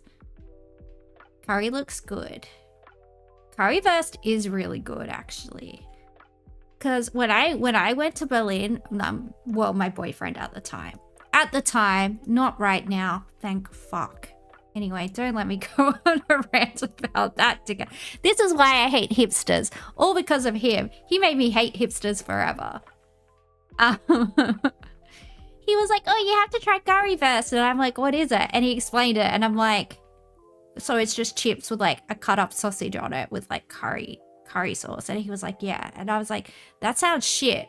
And then I had it and I was like, ooh, currywurst. Yeah. I was like, yeah, it's good. Don't worry, you dated a female hipster and she was evil. It transcends gender. Well, yeah, I've just noticed a pattern with them, you know? I've just noticed a pattern and I'm not about it. I don't like it. We got pie, mash and gravy, or chicken tikka wrap and chippies. We need a rant again? Do you want me to go on a rant about dating hipsters? You also dated a hipster? They suck. Chicken tikka, buck pie and mash. Yeah, let's go for the chicken tikka. You haven't dated any hipsters, Delta? Yeah, it's an emotional roller coaster. Okay, are the hipsters that you dated the most emotionally abusive person? Like, are they massive gaslighters and then when you get upset, they act like you're being crazy where they've literally done the most awful shit to you? I've never experienced anything in my life like it. I was like... I was... Yeah. When I broke up with the hipster guy... all of my friends were like, thank God we couldn't handle you like being with him anymore. I rang my dad crying and I told him what happened. And my dad goes, thank God, I hated that fucking cunt. And I was like, oh, okay. Well, you guys could have told me. And they're like, no, because if we told you that we hated him, you would have been like, no. And you would have been like, you would have doubled down more, which is true, because I am the type of person to double down just to prove everyone wrong. Like, no, I'm not making the wrong decision. Look how right my decisions are. I'm going to get pregnant with his child. So luckily, they didn't say anything, actually.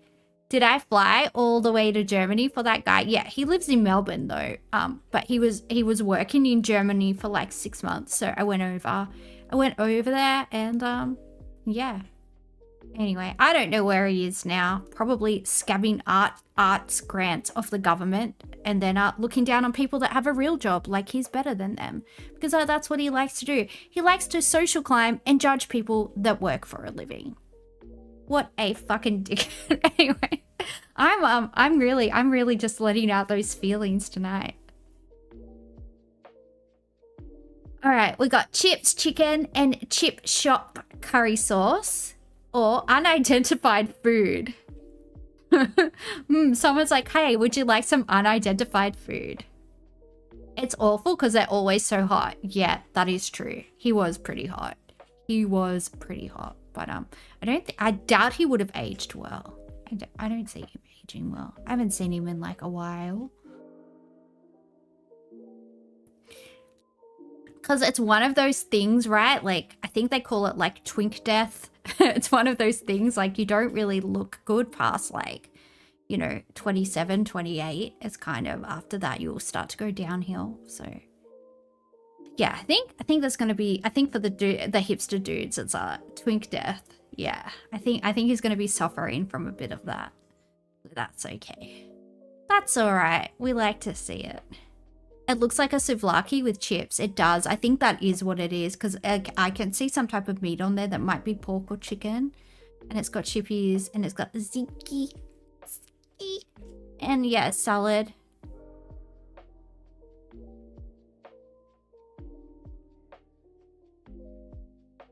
Chips. So which one are we going for? The kebab or souvlaki or the chips, chicken and chip shop curry sauce? This one is 11 pounds and this one is £11.40. We call it a meat box here. Where are you, JM?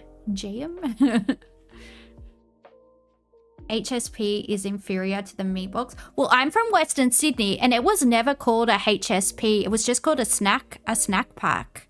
It was always just called a snack pack in like Bankstown and Granville and Auburn and like most of the places where like the Turks and Lebanese people live, because I'm from Granville, so it was always just called a snack pack. And then when they brought kebabs down to Melbourne, people started going on about halal snack packs, and I'm like, oh, it's a snack pack. Yeah, that's not new. That's been around since forever. Western Sydney did invent it. What are you talking? Like, no, we actually did. We actually did, because you couldn't even get a kebab when it like 10 years ago in Melbourne, you couldn't get a kebab. Like, I looked everywhere. Yeah.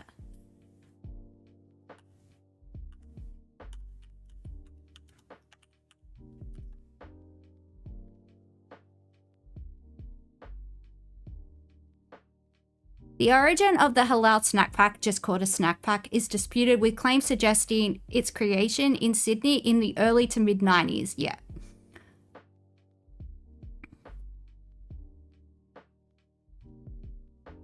Yep, Auburn. It definitely is from Auburn, because I am from the next suburb. I am from the suburb next to Auburn called Granville, and it's 100%. 100% that's where it's from. Because I remember these from when I was a little fucking kid. Okay. All right. So yeah, I'm not gonna hear this shit. Okay. Look, I am from Western Sydney. You don't want to piss me off, guys. I might be little, but I'm angry. And I've been talking about hipster boyfriends, so I'm ready to fight. Let's go. All right. Which one are we choosing? Let's make a decision.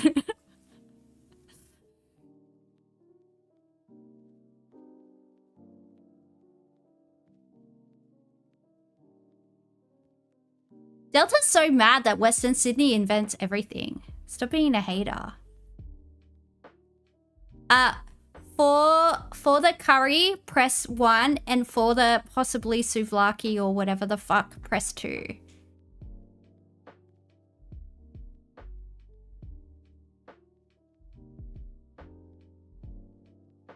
Are we neck and neck? I think we're neck and neck. Wait, 1, 1, 1.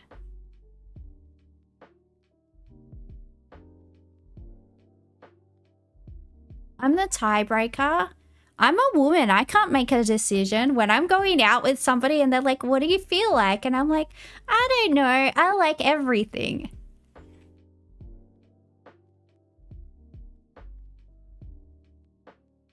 Choose the one that looks more like sushi. What?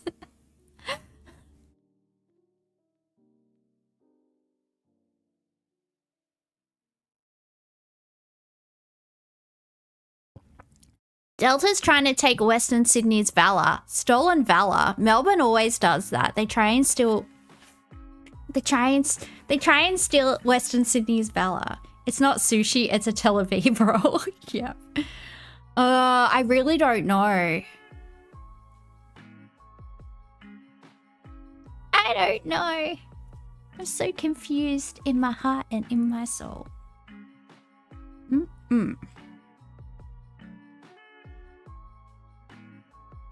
I eat liver ricochet. Liverwurst is one of my favorite things to have on toast in the morning. When I used to be able to eat breakfast, I can't eat breakfast anymore because I'm too sick in the morning. But I used to have 1 slice of Vegemite toast and 1 slice of liverwurst toast. You can ask anybody. I eat it. It's delicious. It's delicious. I love it. You'll go with 2. You can risk diarrhea. Okay.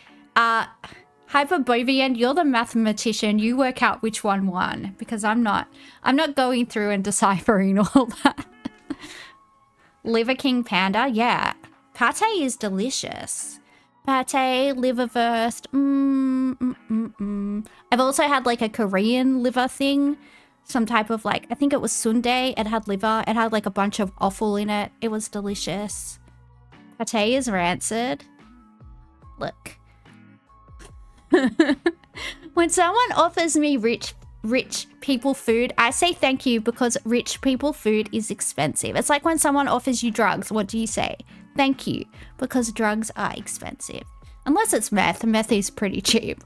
But if it's like good drugs, you say thank you because that is very kind. Very kind of you to offer. Thank you. You haven't found anyone else who likes liverwurst? Yeah. The only people that I know that like it are like Western Slavs. Like the only other people that I know that eat it are like Polish, Czech, and Slovak. If you're from like around that region, then you kind of like it. But rich people don't need to eat. They get sustenance from the sun. Oh, that's what's wrong with me. I have lupus. JM, did you know I can't go in the sun? I have to like actually stay out of the sun. Otherwise, I have an autoimmune reaction. It's true. It's a true story. It's fucked up. But yeah, I definitely can't photosynthesize. So no nutrients for me. No chlorophyll. I was going to say chlorophyll. No, it is chlorophyll. Chloroform's the one that you knock people out with, right? Kidnapping people. Anyway, what did we end up on, Hyperbovian? What is the 1? Okay, we're going to go for 1. If it's wrong, you're all going to jail. Correct. The mitochondria is the powerhouse of the cell. Congratulations. You passed Year 7 biology. Ooh. We have German sausage or Czech sausage. We all know which one I am biased towards. You would eat the F out of number 1. Number 2 need to get out of there. Excuse me, Czech sausage is delicious. I'm a Czech dumpling, okay? And I am delicious. So...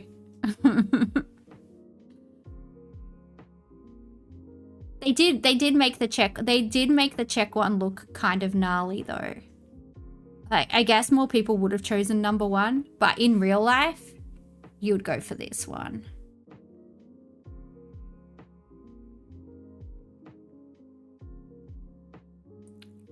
You lived in Prague for 2 years, unfortunately. Before you continue, JM, what are your thoughts not on Bohemia, but on the eastern part of the Czech Republic, Moravia? Do you have any thoughts? For no reason in particular? Pizza. That pizza looks shit, but the wrap a mac. Beef, patties, fries, gherkins, and burger sauce. Oh, so it's basically a deconstructed Big Mac on like a flatbread. That pizza looks shit though. It looks like a Cole's Bakery pizza. You know, like the pizza rolls? Actually, they are pretty good. They are pretty good.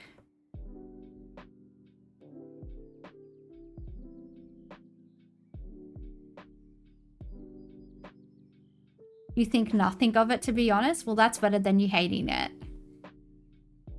Oh, people wanted the deconstructed Big Mac. Topped nachos or fried apple pancake. Nachos, obviously. Always nachos. What are you talking about? Why is that a choice? Cute accent there, though. Yeah, my mum had that accent when she was little. I didn't know her when she was little, though, obviously. I wasn't born yet. That would have been weird. The Avro Bomber box from England, which it doesn't say what it is, but it looks like fried chicken and a burger, or brisket mac and cheese from St. Louis or Louis City, South Carolina.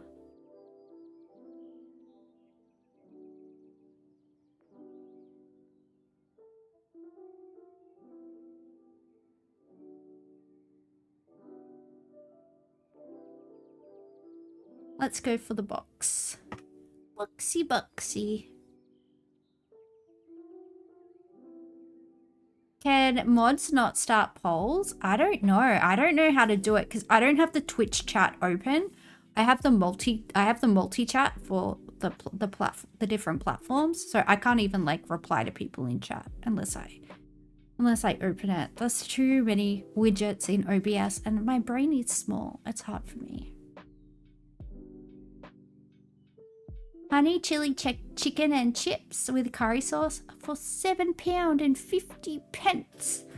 Or a pizza donut, which looks like it should be a sweet donut. It looks weird, man.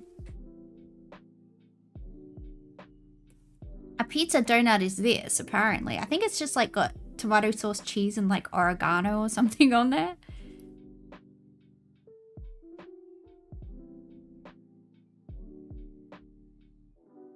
Let's all tell horror stories about our hipster exes.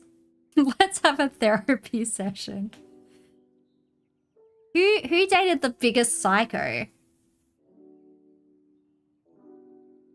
Yorkshire pudding wrap, filled with sausages and stuffing with a pot of gravy. Or pork rib burger. Well, this looks horrific, so we have to go for this. That's not even edible.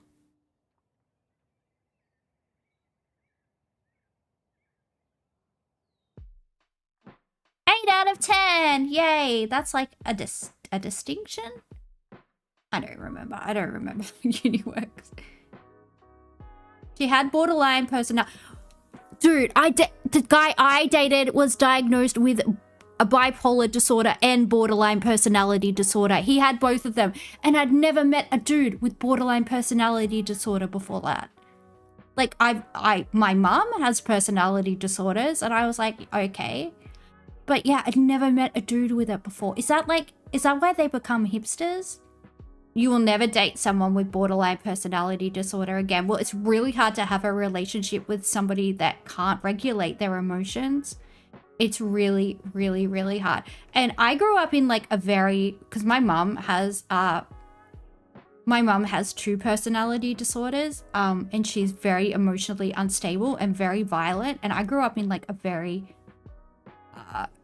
bad environment, and it took me a while as an adult to like learn how to like how to be calm and how to like, you know, just not freak out over things and like blow my own life up, because I just thought my mum's behavior was how normal people acted, right?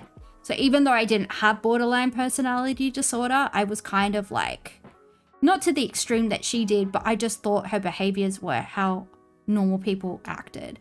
Until like, you know, I moved out of home when I was 17 and I was around normal people and I was like, oh, normal people don't act like this. Okay. And then like now I'm like totally fine. And I've been like assessed to see if like I have anything because of the environment that I grew up in. And they're like, no, you just have a lot of trauma. And I was like, yeah, I do. I do. But that's probably why I ended up in a relationship with like the one and only dude in the world that has borderline personality disorder.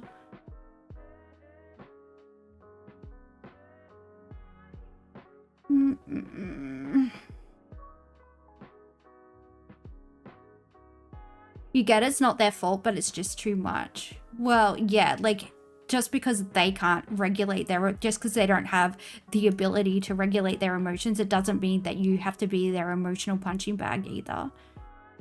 Especially when they like start doing things like cheating on you and then gaslighting you about that, and it's like, ugh, this is awful. Beef feet, tripe, yuca, corn on the cob, green beans, cabbage, carrots, bell pepper, onion, garlic, tomatoes, cilantro, oregano, mint, achiote, I don't know how you say that, black pepper, salt, lime, plantains, chili pepper, chayote, squash. It's got plantains in it, so I want to say it's Puerto Rican. I don't know. Last time we had something with that, she was literally in an insane asylum. Ooh.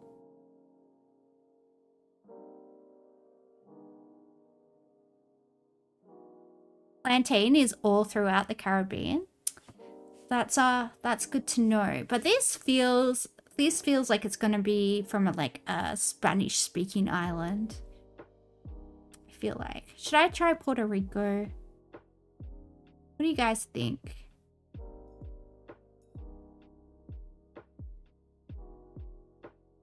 Haiti? I mean, it could be. The Dominican Republic? It could be. Haiti is Creole. This looks like it would be spicy, not Spanish. Oh yeah, they speak French in Haiti. The Dominican Republic speaks Spanish, I think.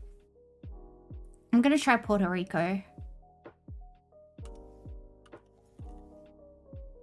Apparently I can't spell it. It's warm. It's warm. We want to go west. We want to go west of Puerto Rico.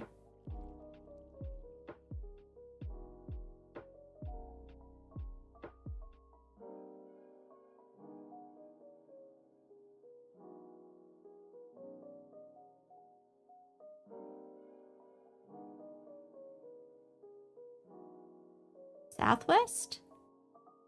Cuba? It could be Cuba.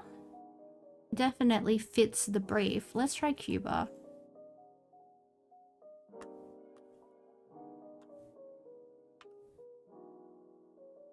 Sopa di pata. Probably butchering that also.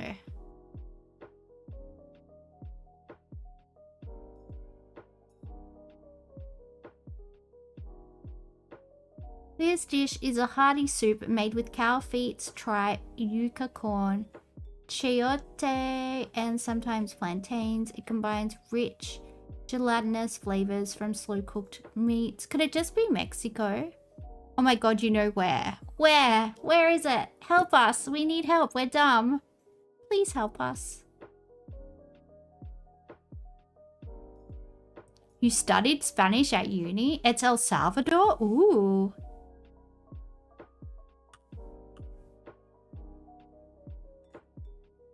Dude, look at you. It's El Salvador and Ecuador.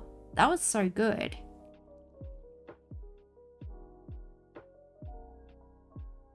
Liver, delicious. Liver, onion, tomato, green peppers, sumac, salt, black pepper, olive oil, flatbread, parsley, lemon wedges. I'm gonna go with turkey because it's got sumac. Sumac makes me think of turkey, and this spread, whole spread, makes me think of turkey. I'm gonna go for turkey. Correct. Do do do do do do do do do do do.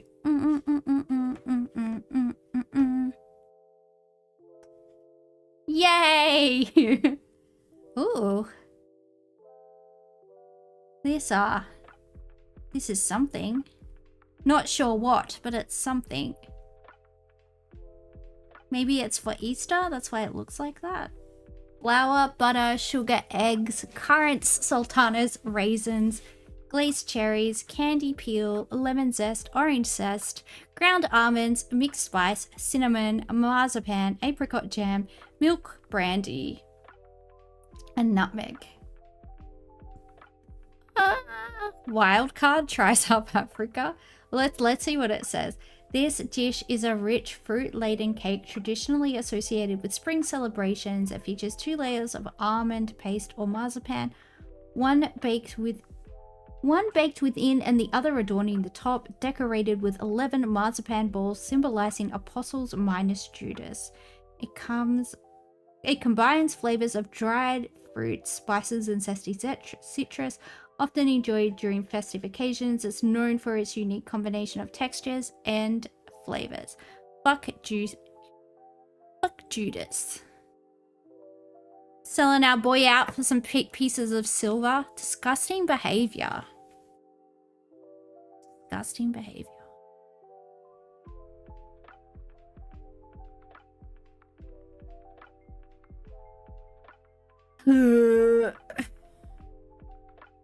Somebody help me, my brain hurts.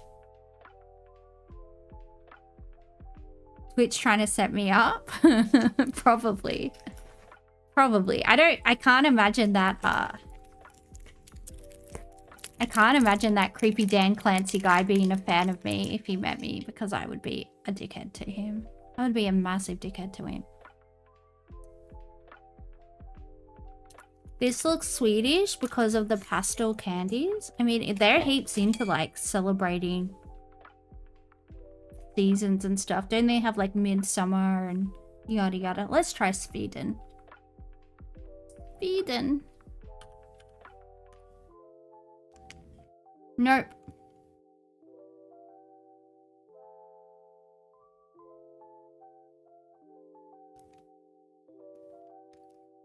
I'll let you have a look at the compass. Hang on. Sorry, I have a strepsil in my mouth. Has to be a Christian country.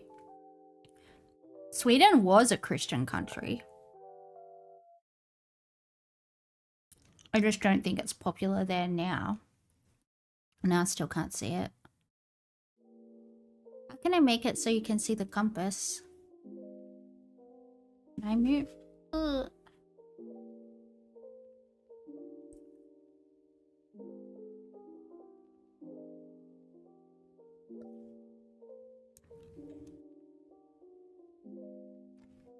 This is the standard React.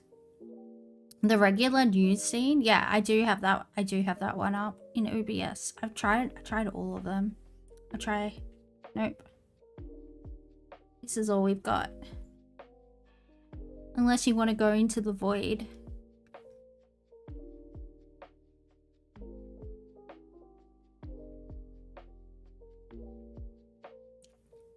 And now that's covering it. But can you still see it? You can still see the needle even though this is covering it.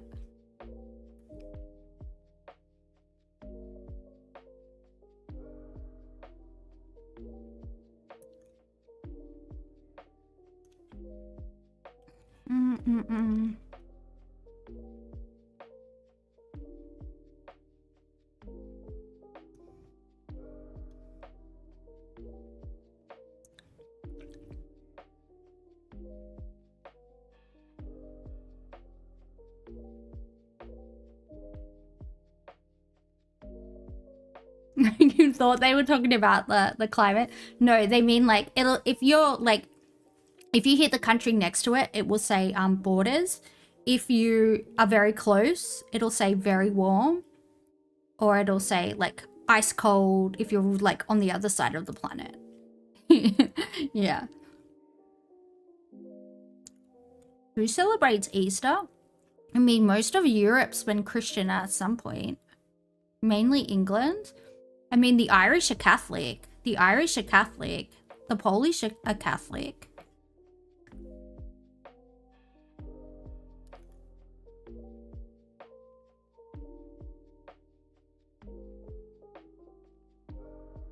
It's always the Dutch.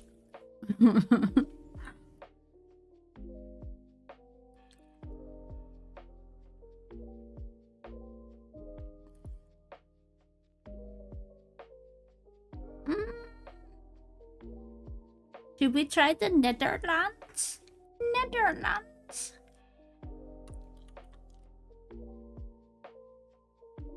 Netherlands is hot. Can you see? We still want to go in vaguely the same direction, just a little bit further north.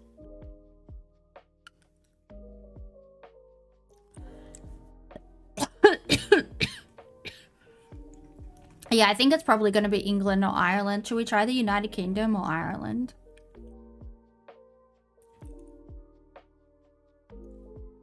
Maybe we'll try the United Kingdom, because if it is Ireland, it might count Northern Ireland as well. If it's like, I don't know, we'll give it a crack.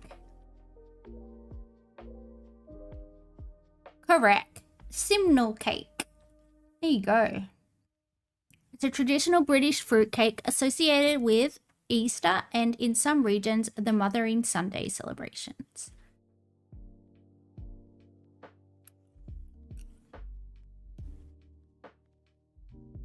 We're still a genius, guys. We're still a genius, and that's all that matters.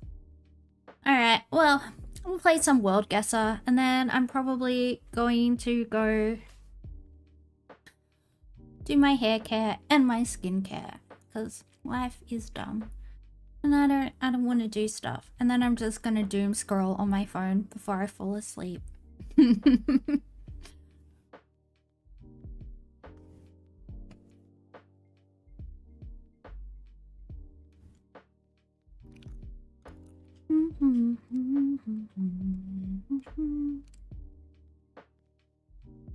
Somewhere in Europe.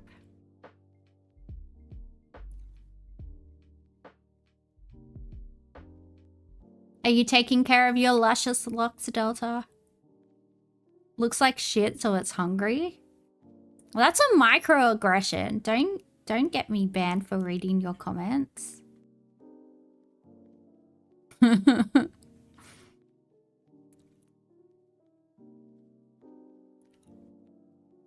Sorry if you hear my cat. She's walking up the hallway yelling. Are you alright, Nori? Excuse me, do you have something to say to me? Come and say it to my face.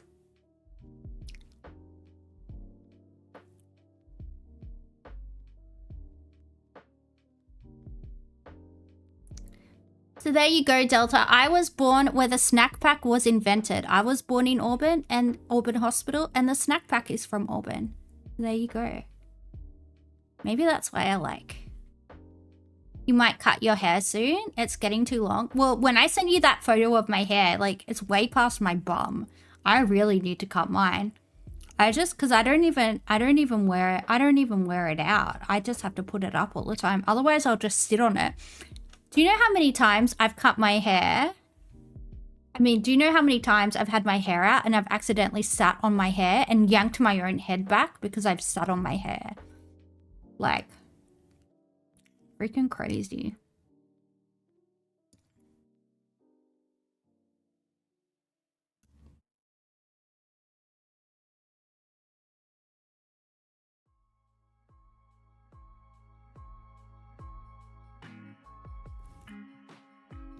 It may actually be hungry. I think it might be too.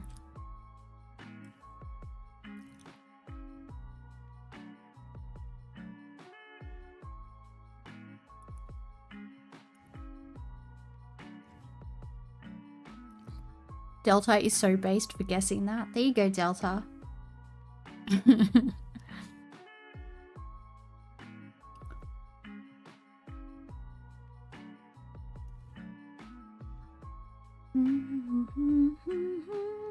What area of Hungary should we go for? I am so hungry.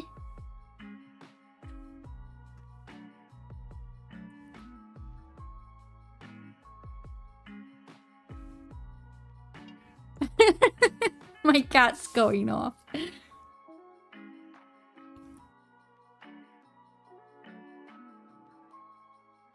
I'm just gonna go here. I don't know. I got nothing. Well, that was wrong. Oh well. TT Florist. I think this is Taiwan. I think this is Taiwan. Hong Kong? Might be Hong Kong.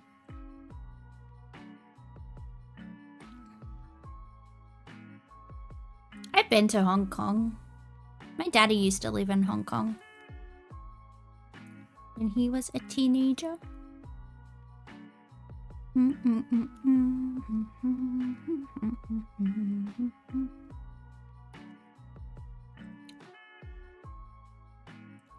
That does look like Hong Kong actually, this part here.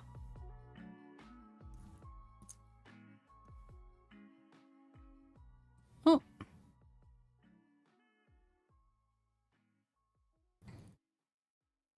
Yeah, this looks like Hong Kong.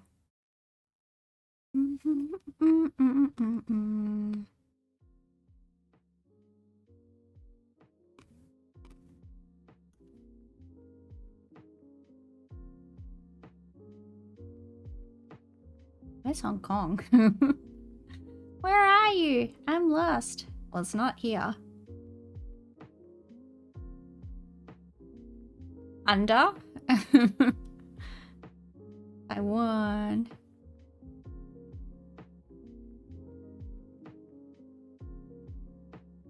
South Korea. I'm actually dumb.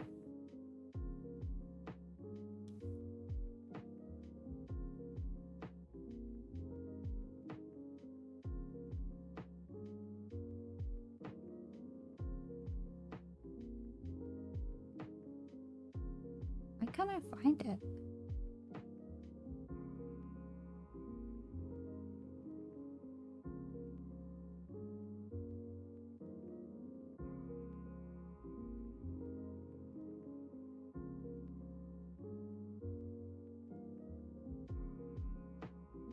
Whoops. It was Taiwan after all. It was Taiwan anyway. It's fine. It's fine.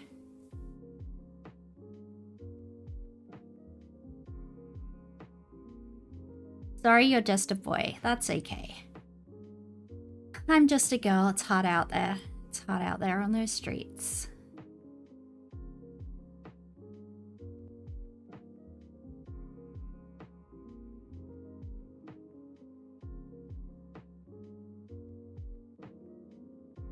Oh, missed that sign.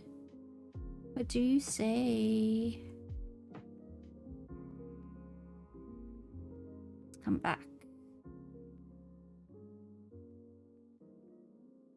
Nope. Blurry. Excuse me, can you work? Would appreciate. Is it gonna crash again? Yeah, it's gonna crash. Well, I don't think it matters because it fucking crashed.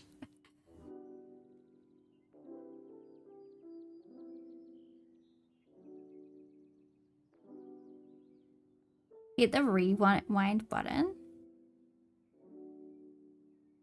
Okay.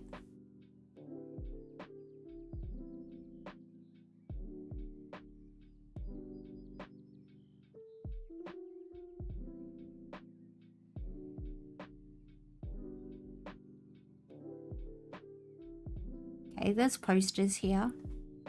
Looks like maybe it's Sri Lanka or India, because this looks like Hindi.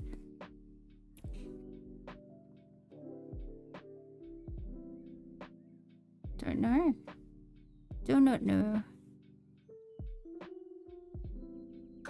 Gee. Not Hindi, go back to the sign. Okay. I'm going back. Going back. Stop the car? No. I'll never. I'll throw you out of the car. Onto the road. There you go. Oh. Excuse me. Excuse me. Did I ask you to do that? Please cooperate with me. Alright, let's go back. This is so tiresome. Oh my goodness. Alright, now just let me zoom in. Let me go up. Let me zoom in. No, let me go up. Okay, it's not going to. Looks like Tamil. Sri Lanka.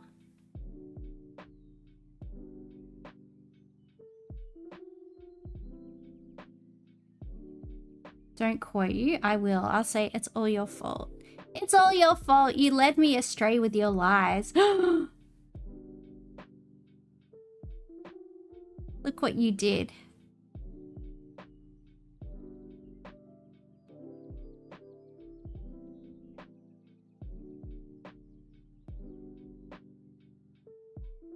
America, fuck yeah. Already see an American flag.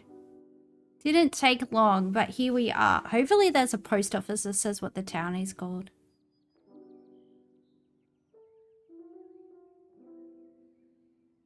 America, fuck yeah. Massachusetts. I think Massachusetts is like damper than this.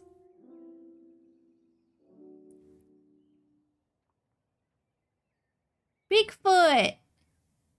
Bigfoot encounters. I want to have a Bigfoot encounter. What? I hear Bigfoot is hung. Come and see. Oh, I will. I will. Hit me up. Hit me up, Bigfoot. Washington? Oregon?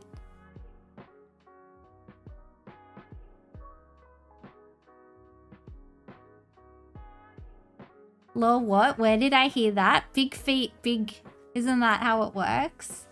No, that's actually not how it works, actually. I do know that.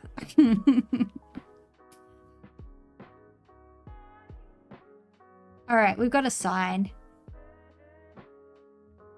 Something as... They just have a sign that says weed. Where are we? You can just go... Okay, there's skiing. Does that narrow it down? Could this be Colorado? Don't they have skiing there? I don't know.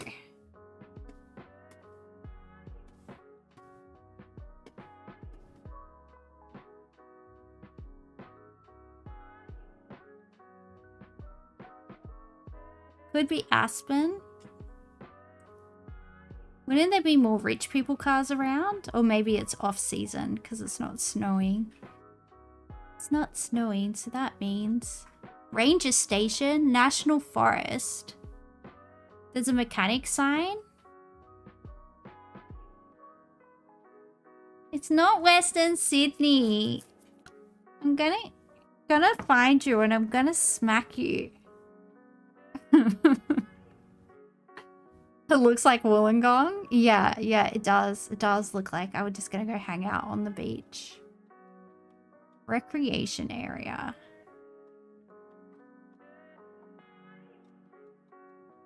Entering something valley. What's this valley called? Excuse me. Entering Tularosa Valley. Okay.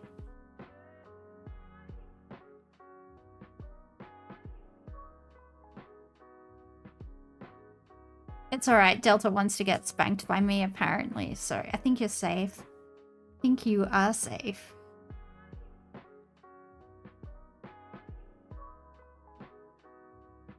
Maybe try Bankstown.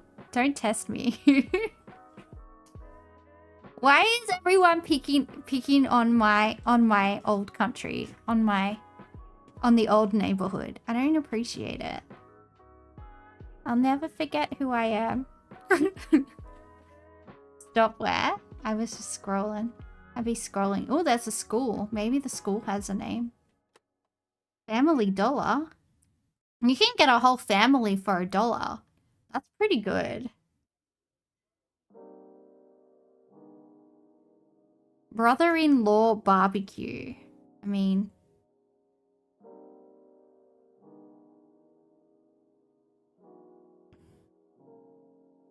Cloudcroft High School. Home of the Bears. Go Bears. Maybe this is Northern California because maybe this is Northern California because don't California have like a bear on its flag? Or am I tripping the state flag?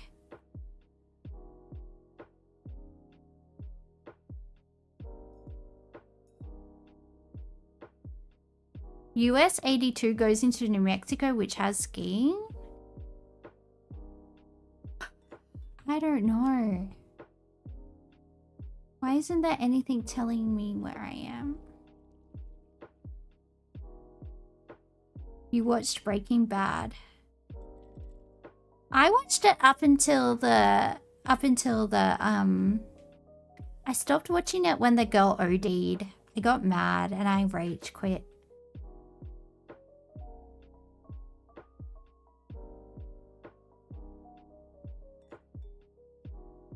Jane, yeah. Yeah, the girl that played Jessica Jones and the bitch in Apartment 23, that girl. When that girl died, I was like,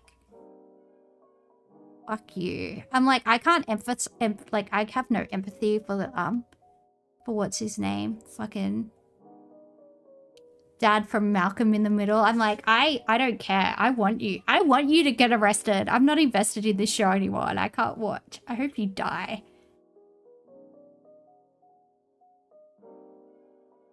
Cloudcroft, New Mexico. Alright, well, let's try and find it. He's not meant to be a hero, yeah, but you're supposed to empathize with him to some degree, right? Otherwise, why would you be watching the show?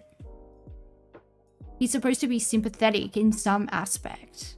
I don't think you know how shows work, Delta.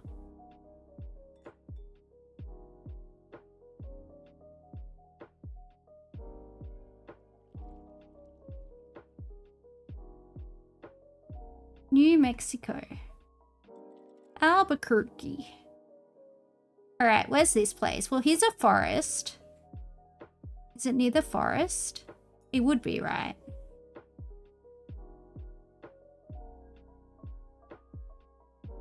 Pinetop Lakes.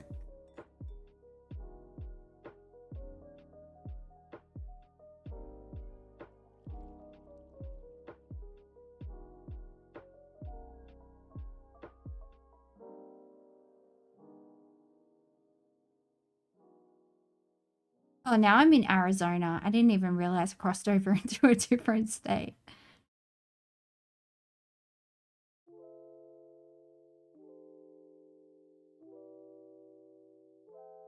Which reserve did it say it was again? Anyone remember? An Apache reserve up here. Zoom in so we can see the town names. Okay.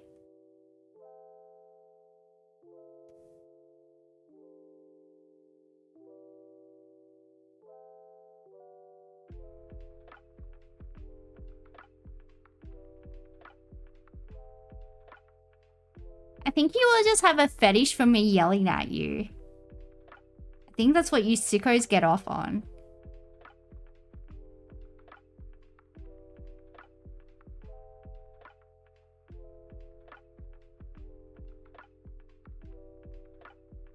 Mescalero Reservation.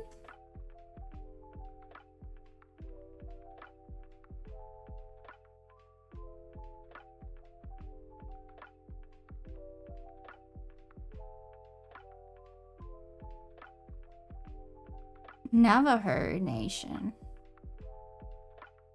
Albuquerque. Santa Fe National Forest. It did say something about a national forest. I'm gonna go here. Making the streamer crash out is your life's purpose. Oh well, I wasn't that far away. Look, I'll take that. I don't fucking care. Well, it's very easy to make me crash out at the moment because I'm in my PMSing stage of the month. So welcome to your nightmare. Enjoy the stay. Crimea River. I shouldn't say that. Sorry. It was a meme I saw one time. Technically, 90% of the world is west of Sydney, so everything... Okay. Alright, you're gonna make that argument, are you?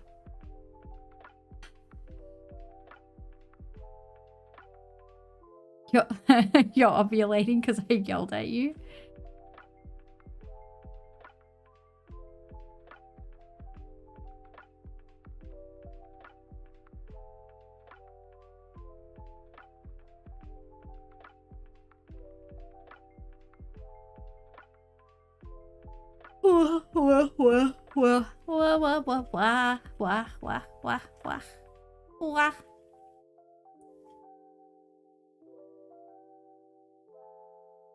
Yeah, go the eels. Go the eels, Hyperbovian. Fucking Parramatta, let's go. South of Kiev. I think you're supposed to say Kiev now. Did you see they changed the chicken Kievs to chicken Kievs? I was like, yeah, that's gonna solve the war, guys. Thank you, Coles and Woolies. You finally saved us. You finally saved the world. It was what we always wanted. Yeah, look, they even changed it here.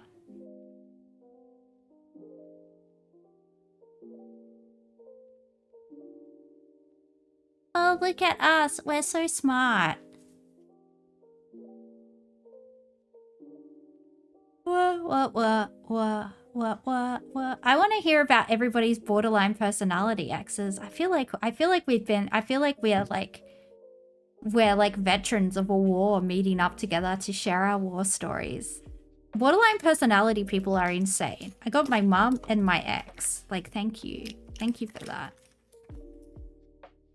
My favorite thing about them is how they can never say sorry, or if they do say sorry, they somehow make it your fault. They're like, I'm sorry I did X, but it's because blah, blah, blah, blah, blah. And it's like, essentially you made them do something. Like, what? What are you talking about? We all know the good parts of borderline personality disorder.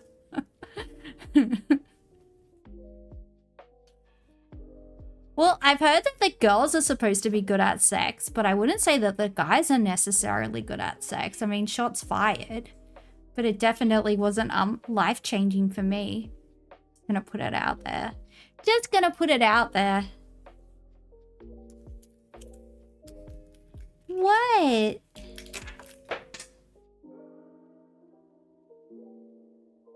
It's not like the skill per se, more the intensity.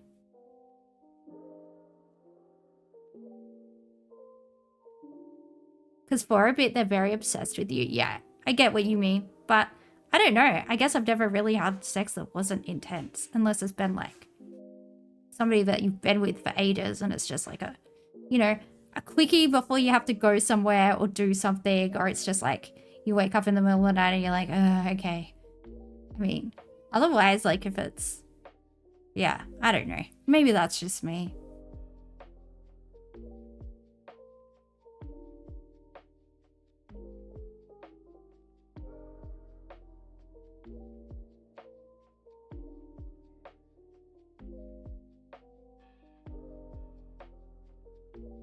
I also had a female stalker that had borderline personality disorder, and she actually did delete herself like last year or the year before, because my brother had to message me and tell me because I had to change my phone number.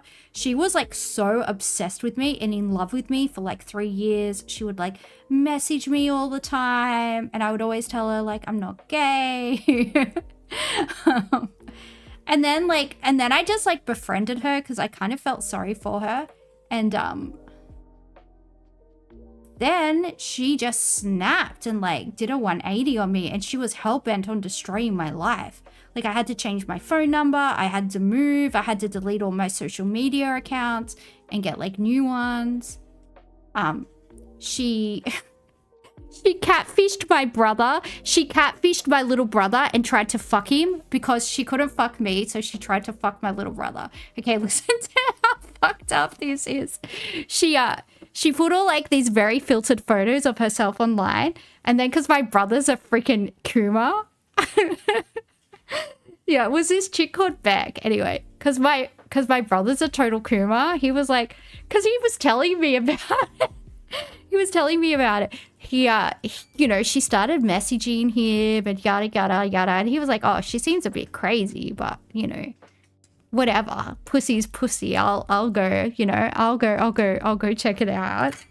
And he was like, holy crap, talk about faces of meth. And I was like, yeah, that's not what she looks like. And she's a habitual, like, drug user, which, like, is very bad if you have borderline personality disorder. But because I'm a social worker, I got her into a few mental health programs in Sydney, which are really hard to get into. I wrote referrals and I talked to everybody, and she just left and swore at the psychiatrist. And this is like someone that I know. She swore at the psychiatrist and left because the psychiatrist said that she wants to address her anorexia before they start, you know, doing CBT or DBT. God, can I speak English? No, I can't. Oh, which is fair enough because yeah, you can die. You can die from anorexia. Cardiac arrest is cognitive behavioral therapy and dialectical behavioral therapy. Yeah. And so she you know, she's obsessed with being skinny. Like, she was also like anorexic as well, which I think is why she like would smoke meth and stuff like that to stay skinny. Anyway, so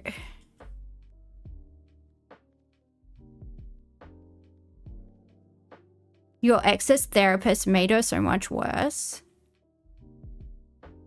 You know, therapy is great, but hers was such an enabler. Well, it depends whether or not they've got a diagnosis, and it depends on whether or not the therapist is like savvy to like manipulation tactics or not.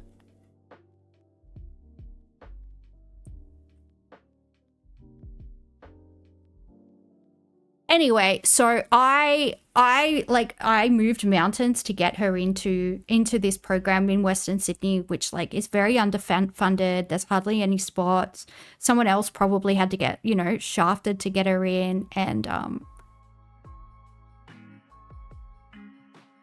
yeah, and then I'm like having to apologize for, you know, I thought she was going there in good faith and I thought she wanted to get better, but I think she was just going there to impress me. Because I would always like, I don't know. I was always like, she would always make out to me that she was, you know, trying to get better. Your dad does some charity stuff through his business, like sorting out housing for people. And some people are just beyond saving. Kind of sounds like that. Well, she did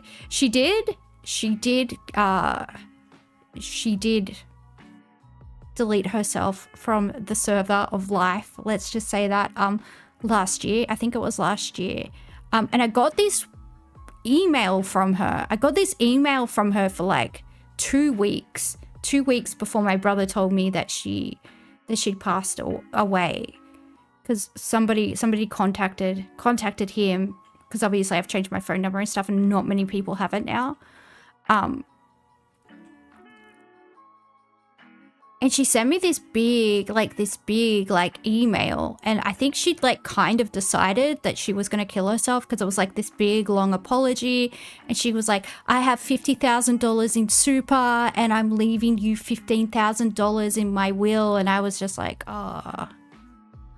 And it was like this big long thing about sorry for her behavior and sorry for this. And all you ever did was try and help me. And I'm like, blah, blah, blah, blah, blah, and I'm so sorry for everything. I just sent her back a message saying, well, thanks for reaching out. I hope you're doing better. Okay, bye. And that was all I sent back. Because like I didn't want to engage with that again. And like the thing is, like, because I spent so much time, like I spent about like 3 years trying to help this girl, I would probably talk to her every day or every other day.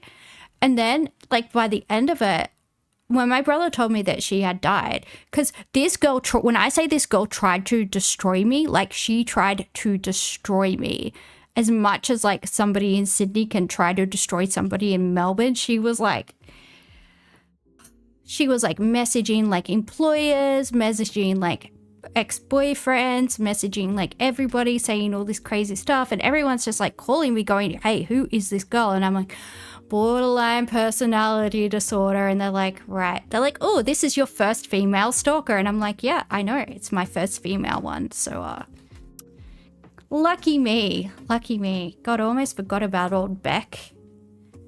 That was a good one.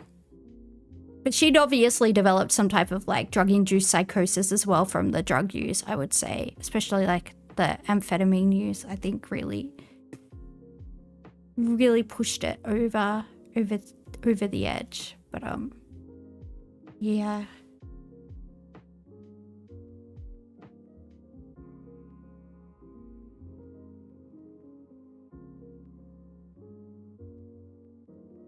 Punked.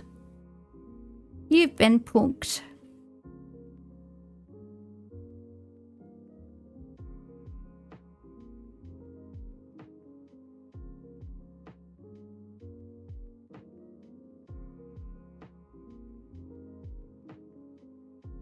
Yeah, we're in Poland. Oh look, it's the Indonesian flag. Look, Delta, it's the Indonesian flag, your favorite. Your worst was she was your high school girlfriend. When you broke up with her, she stabbed herself. Was it bad? Was it like a bad wound? Oh my goodness, that's horrifying. Yeah, that's nuts. Oh my goodness.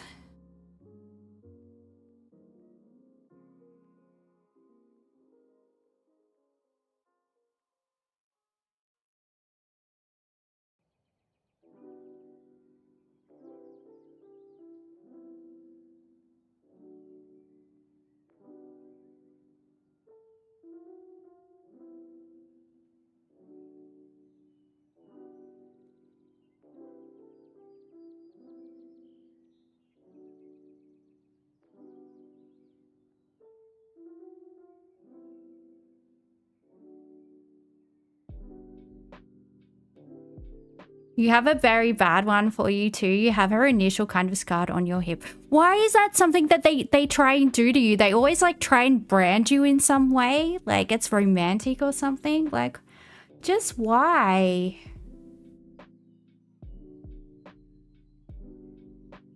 It's not super bad because it was a tattoo gun without ink, but it's visible.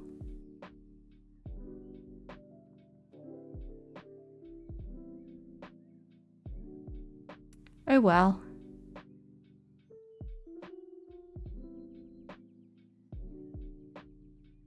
Yeah, they're always super clean to like get tattooed initials and stuff. Like, we are in Australia. I feel like this is very Australian. Macintosh Street. If it's not Australia, it's New Zealand. Let's go. Can we get a council on the sign? Motels. There's motel. Oh, there's a sign here. Pacific Highway. The Lakes Way. Alright. Might be the Central Coast, maybe. Have a look.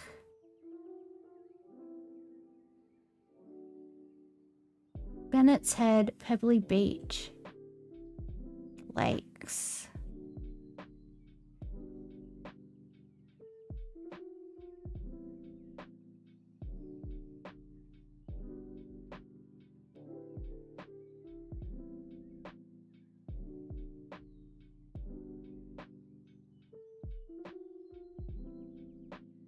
Where's the sign? Diamond Beach. I think I know where we are. I'm 99% sure we are.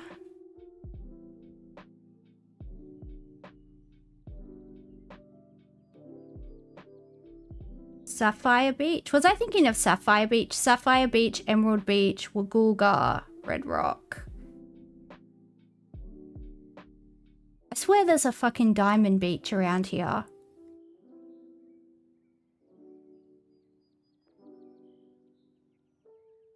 It's Foster? I just saw Diamond Beach, so I was like...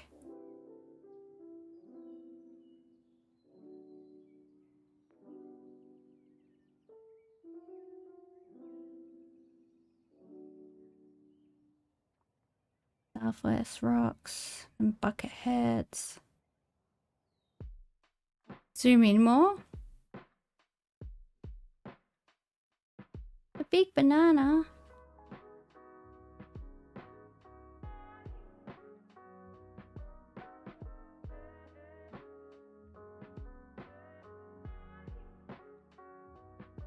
Well, it's not further south of here. We're almost in Newcastle.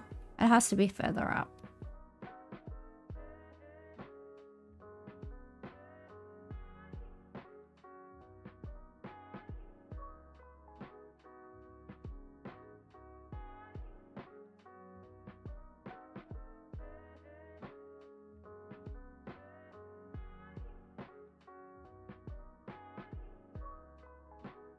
I think we're in Queensland now. We're getting up there. You're too tired? Well, that's not my problem. This sounds like a you problem. I'm just gonna go here. Okay, it was down near Newcastle. It was at Newtari. Alright, well... I don't fucking know. I don't fucking know. I haven't been in New South Wales for a very long time. I don't know what's going on there anymore. I do have to go to the north coast of New South Wales soon. So far away.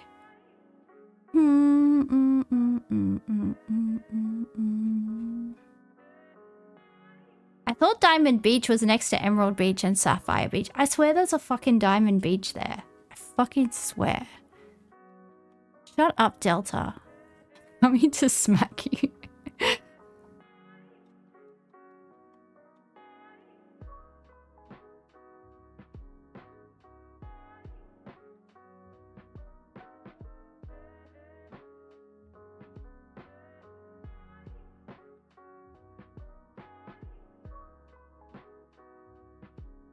Maybe Nepal? I won't give you consent so you can't touch me. Okay, Delta, I won't smack you. I won't smack you unless you want me to.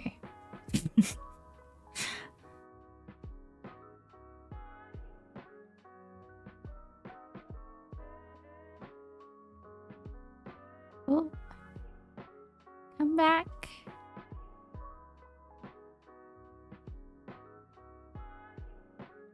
They have those 3-wheeled taxis.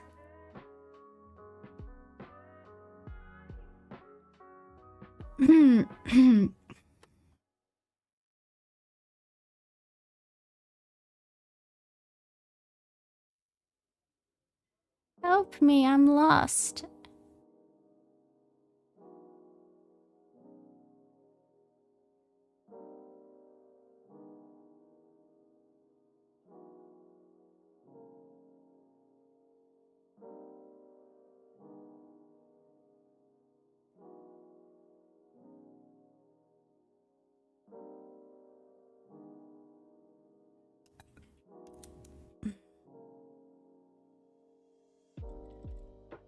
I think it's Brisbane. I think it's Toowoomba. I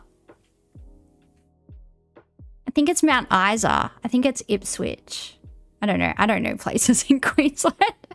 Sorry, pseudomastics. I don't know about your people.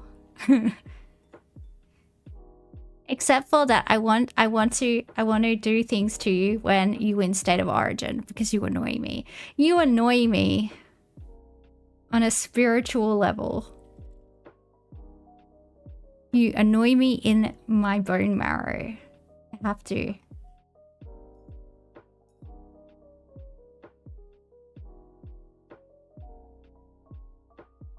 We win because we're better than you. No, I thought it was because of your Queensland spirit, apparently. You didn't win last year, did you? No. We'll probably just let you have it because you're such sooks. Sookie sookies. Suki lalas.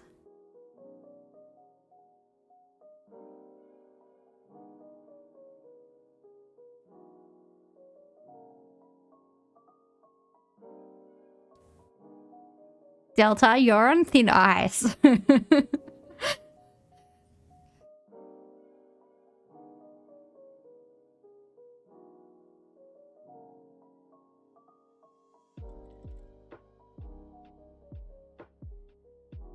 Jarcand?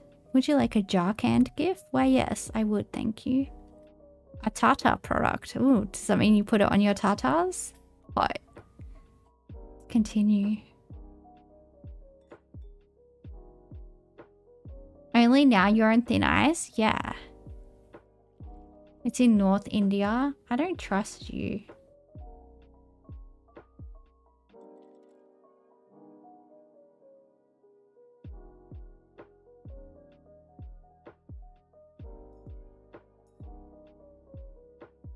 Okay, maybe I do trust you.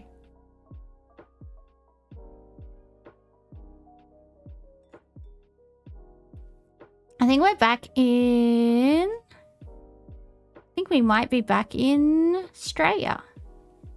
This feels like Australia. Australia.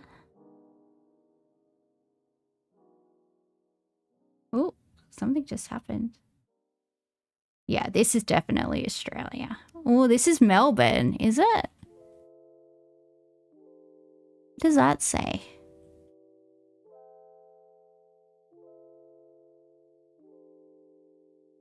Vermont. Vermont. Do I know where Vermont is? Oh, I do. It's on the Maroondah. Is that on the Maroondah? I think it is. I think I've been out there. It's like on the way to the Dandenongs. I don't know. I should know this by now. I don't know. Vermont. I think I know where this is. I think it's along here.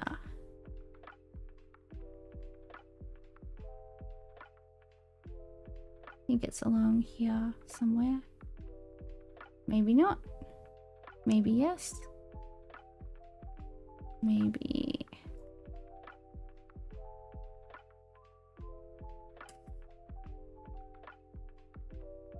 You've driven here? It's east? Yeah, I know it's east. I know it's east somewhere. I'm just not entirely...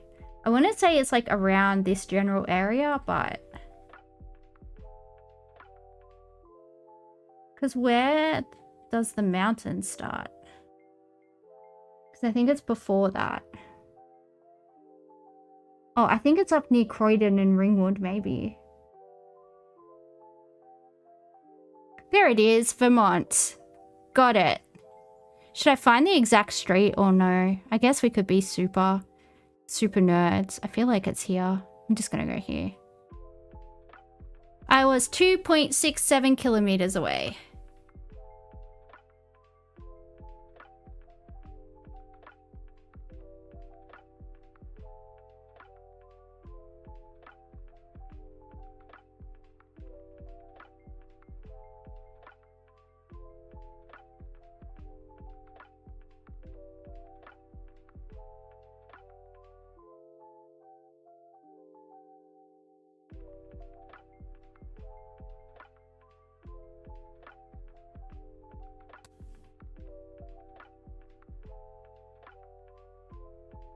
Feels like all we get is the US, India, and Australia. It does feel like that sometimes. Although we get a lot of South American countries and a lot of Central American countries.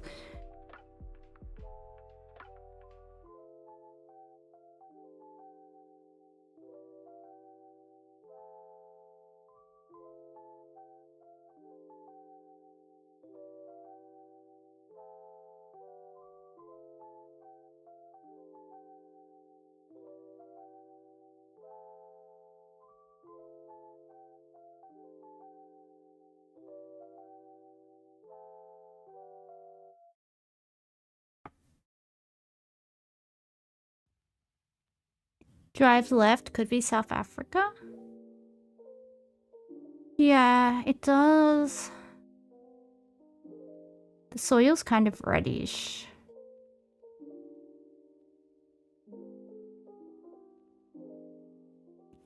Where's Defect when we need him? Where's Defect? Defect, is this South Africa?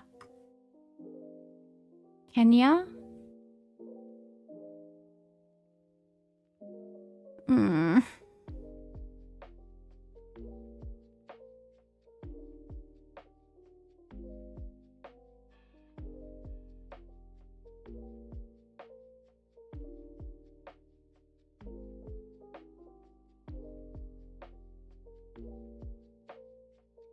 Slavic stand.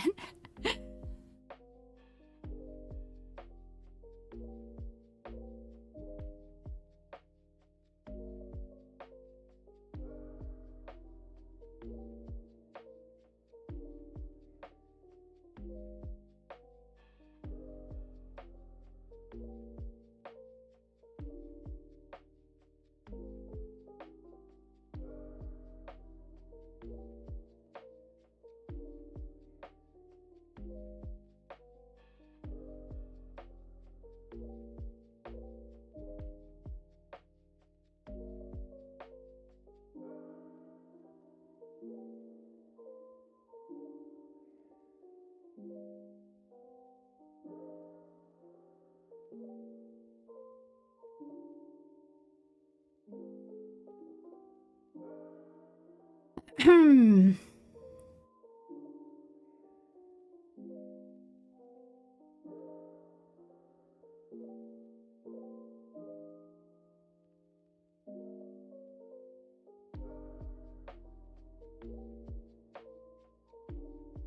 I don't know. North Narnia. Oh good, maybe I can stop in on the White Witch and get some Turkish delight. Even though I don't like Turkish delight, I'll get some. Maybe I'll go make out with Mr. Tumnus. He looks like he knows his way around a woman's body.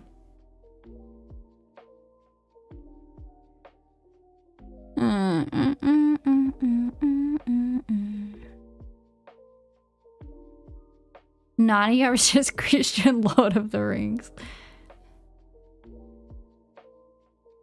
I mean, C.S. Lewis's symbology is a little bit on the nose.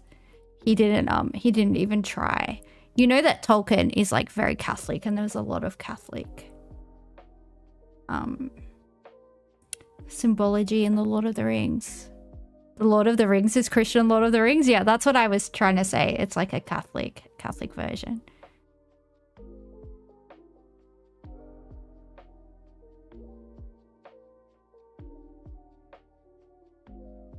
I don't know. I'm just gonna lock in South Africa. Cause I don't know. Cause my arm hurts from fucking scrolling. Narnia is Protestant Lord of the Rings. Okay. Probably Church of England Lord of the Rings. High Church of England. Meow, meow. Meow, meow.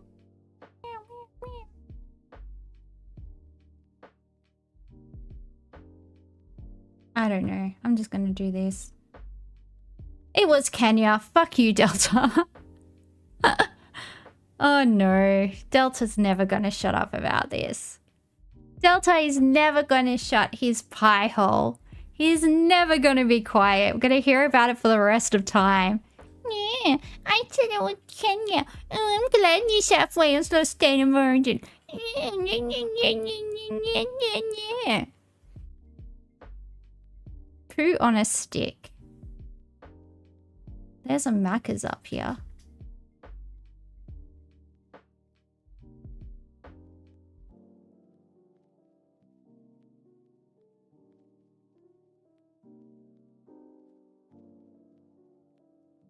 You're all lucky you have the anonymity of the internet, because you would all be getting smacks.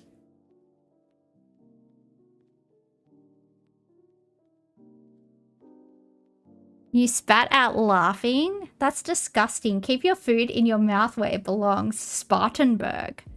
Well, that sounds very American. I'm going to Spartanburg. Boiling Springs, Upstate Family Resource Center. Cherokee Springs. Ooh, there's a lot of springs around here. It do be a springy place, as they say. Do they say that? I don't know. I say that.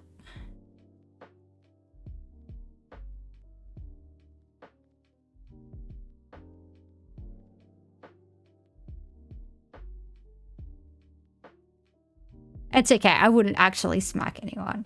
It's just a joke. It's just a joke. Just in case anyone doesn't understand my sense of humor. I would 100% never do that to somebody.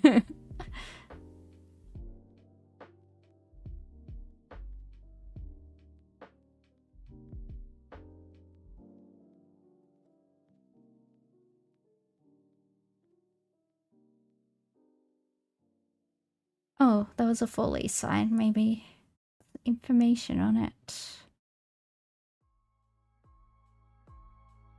Nope. Nothing.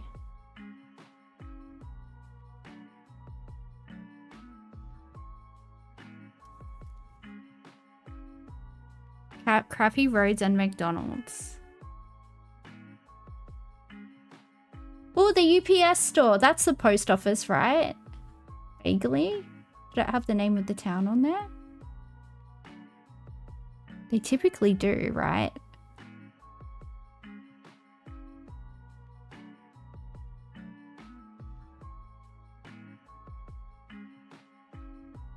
Okay, I can't see shit. Yay, self-service. Yay, suck my bum.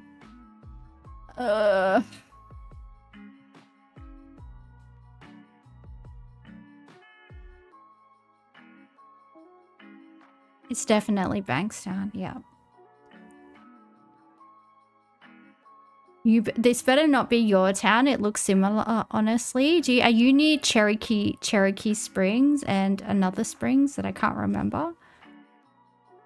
Oh, it's the Springs Tavern. Don't know what that means. Don Ray Mexican Restaurant. UPS is private, USPS is a post office. Well, I have dyslexia and those things are the same to me. It's like, that's a bunch of letters that look the same. My brain will just read them as the same thing. So, congratulations. Chick-fil-A? Does that narrow it down? Isn't that only in like some states? Or is that? It's peach milkshake season. We're closed on Sunday, the day of our Lord, you heathens. Go eat somewhere else. No chicken for you. Oh, they got Popeyes. You can go to Popeyes instead. AutoZone. Let's pop down at AutoZone, darling.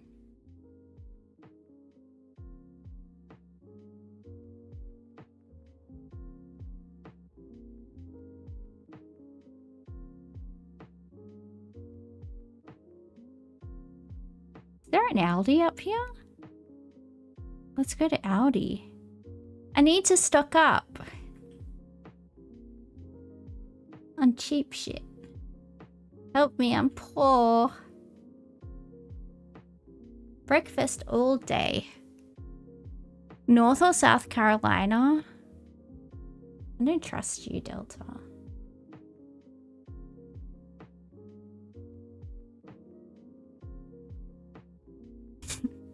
The milkshake brings all the boys to the yard. So by logical inference, this place must be the yard.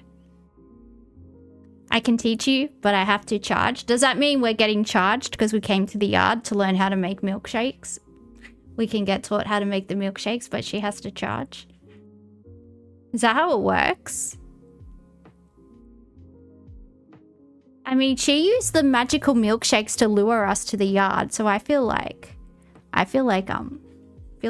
we shouldn't have to pay for the privilege if she used her magic to get us here. I don't think Delta knows the song we're talking about. He's like, what are you talking about?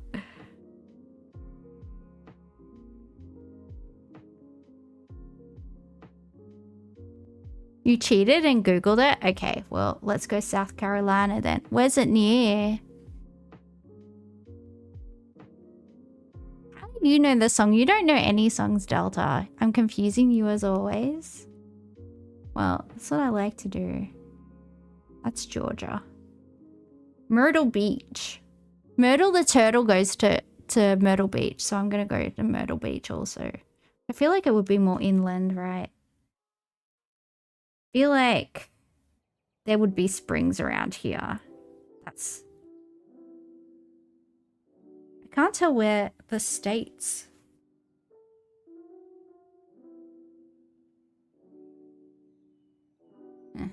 just do this. Oh well, good enough. You're gonna go to bed? Yeah, okay, shit stirrer. Have a nice sleep. Turd face, turd burger, turd sandwich.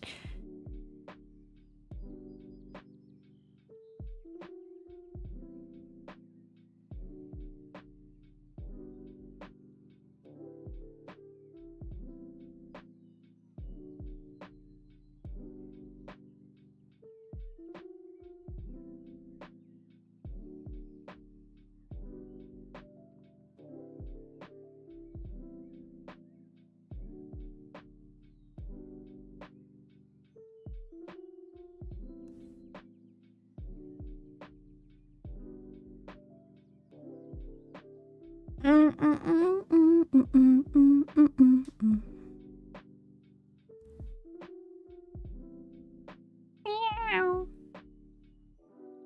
What do you want, Nori? Why you want attention?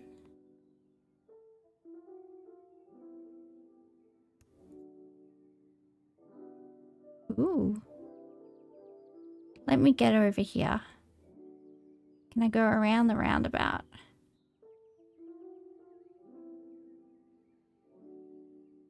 Restaurante. Ooh.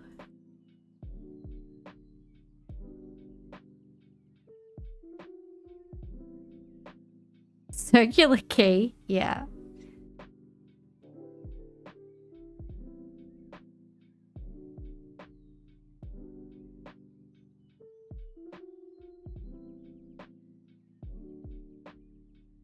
Can you stop, please?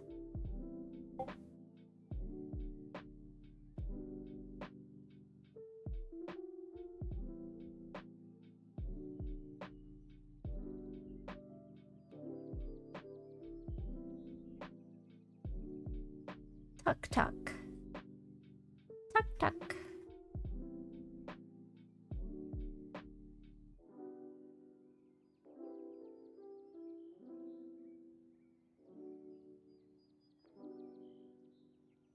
Portugal or Brazil? I think it would be Portugal. My guess is Portugal. The Weird Sea is a dead giveaway.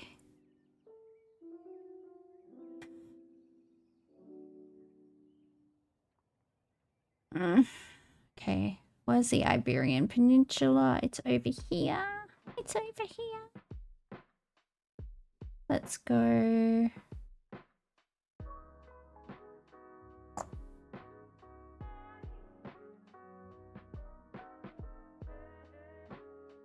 Yeah.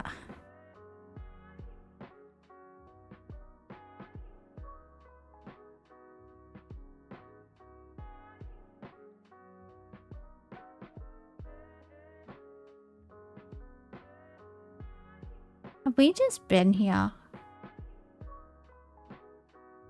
feel like I have deja vu.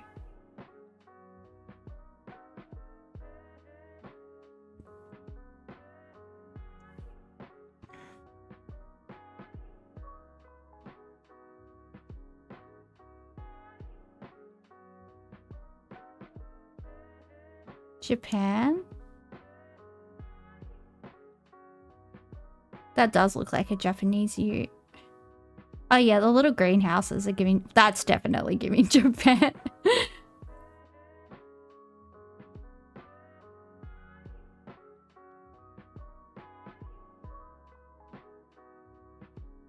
Oh. Oh. Where's our resident hiragana reader? Help us, Hyperbovian. We need you. What does this say? Do not touch the trees. That's probably not helpful. Let me see if I can find a helpful sign for you to read to us. See, all that anime is coming in handy. You will be able to help us.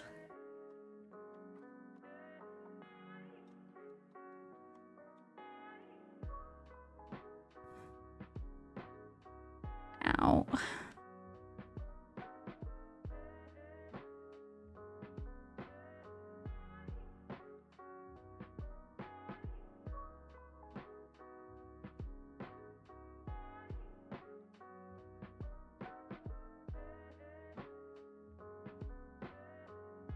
Stop watching anime, it's bad for your health. Lawson's! Let's get some fried chicken. Chicky. Pocket karage. I need some pocket karage. Get in my pocket.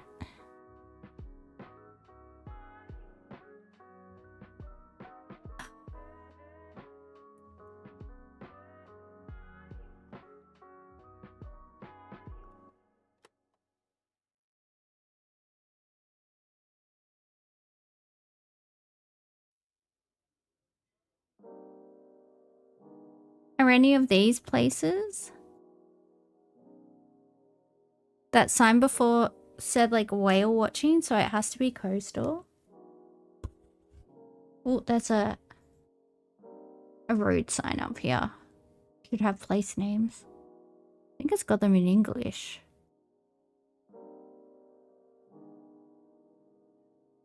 Nakanahama, Ashizuri Port, Tatsukushi. Does anyone know where any of these places are? Ashizuri Port. The problem is Japan's got a fucking lot of coastline. It could literally be anywhere.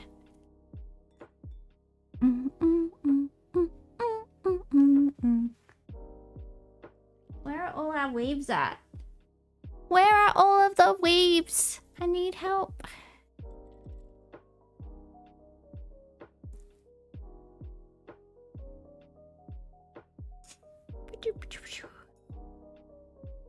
Maybe Okinawa? Okinawa, I think, feels a lot more tropical.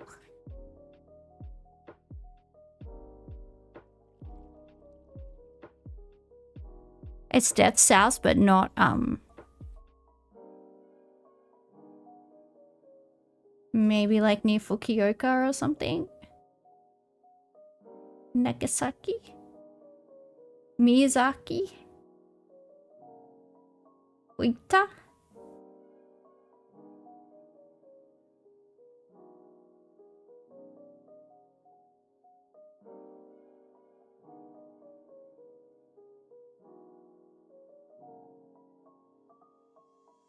Can we go to Miyazaki just because I like Studio Ghibli movies? Can I just do that?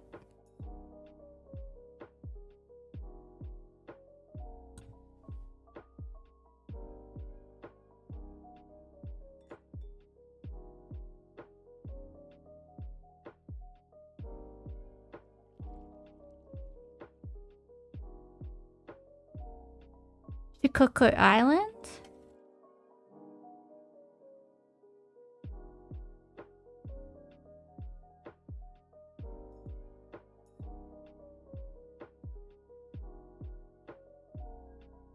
There's lots of ports on South Shikoku.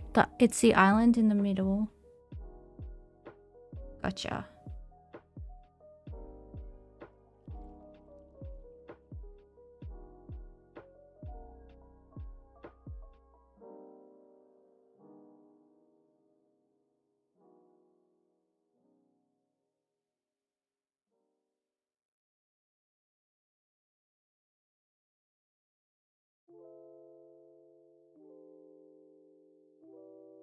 I'm just gonna go here. Not too shabby. 45 kilometers away. Oh, chachi.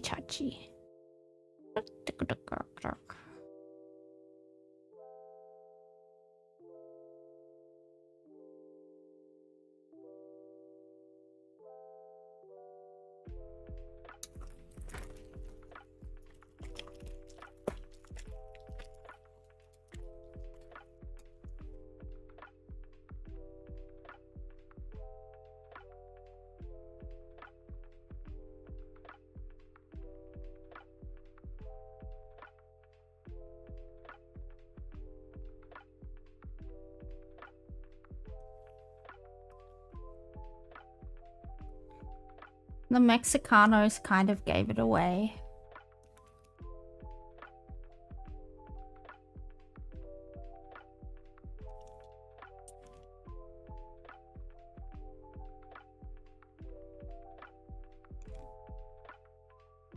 Yeah, it is Mexico. I know, there's a lot of fucking palm trees.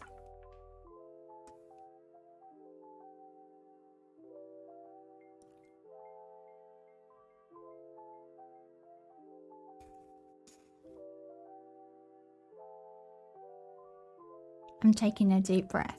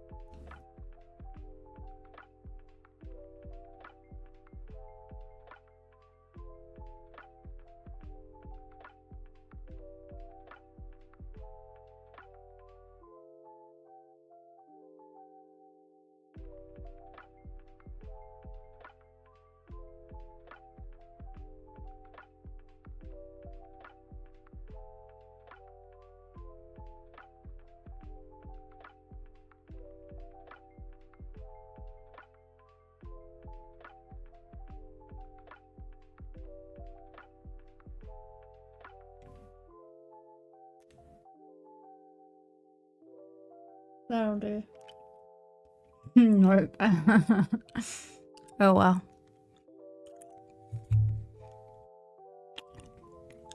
I know you did tell me. Look, there's fucking Bunnings. I wonder where we are.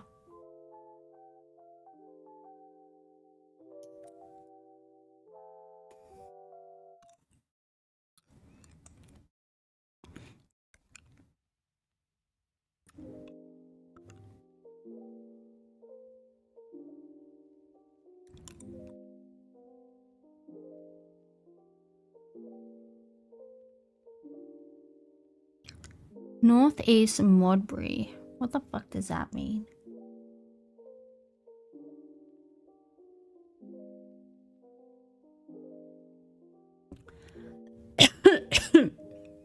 Northeast Road.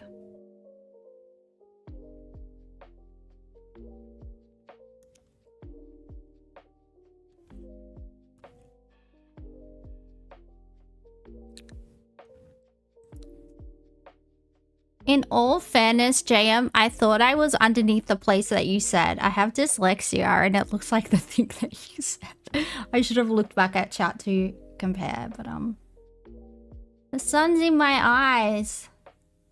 Is this the Western Sydney experience? Yes, it is.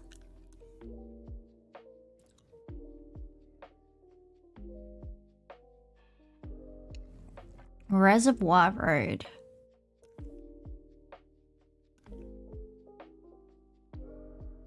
I feel like we're in the industrial area of Western Sydney, but they all look the same, so... Wait, there's a Sexy Land. It might be Melbourne. I don't feel like we have Sexy Land in New South Wales. Or maybe I just wasn't aware of it till I moved down here, because you're all freaking weirdos. Sexual deviants.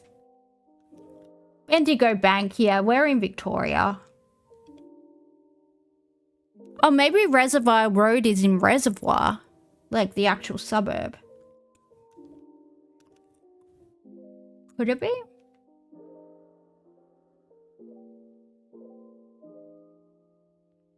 Do you reckon it's Reservoir?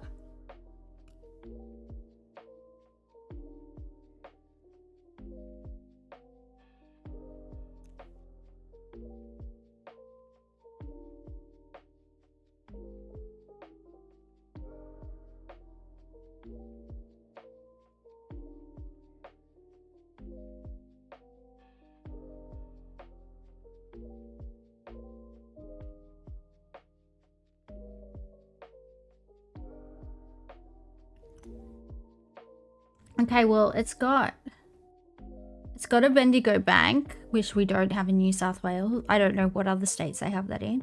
Woodbury Triangle. Oh, Bank South of South Australia. Maybe it's South Australia?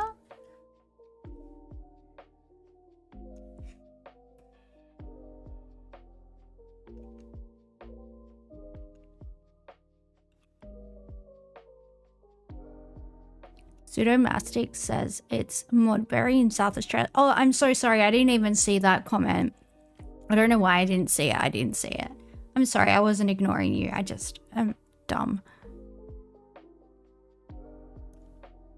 Alright, South Australia.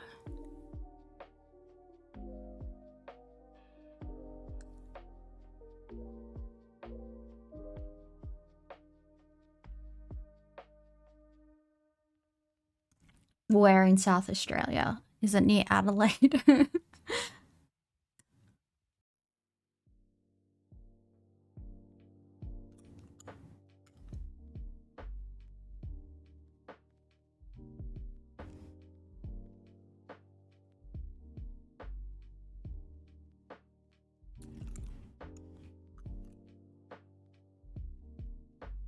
It looks metro. So Adelaide.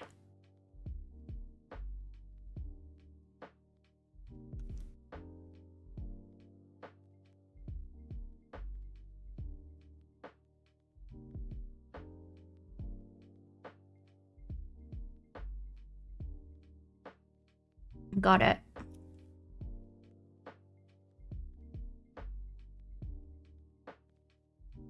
Reservoir Road. Where's the Macca's?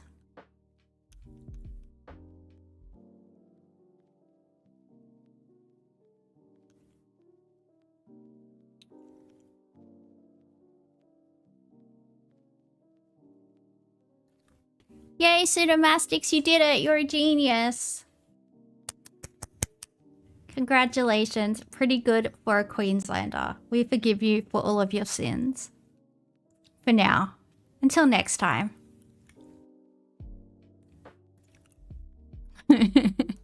I'm a very benevolent dictator, okay?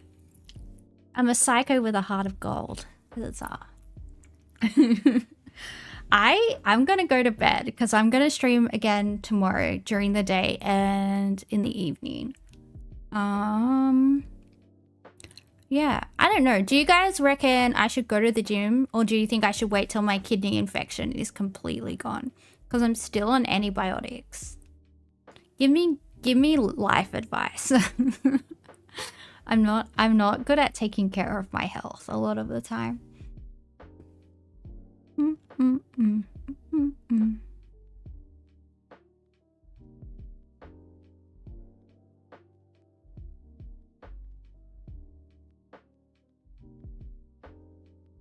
I should do all the drugs. Do you have any? Do you have any Pseudomastics?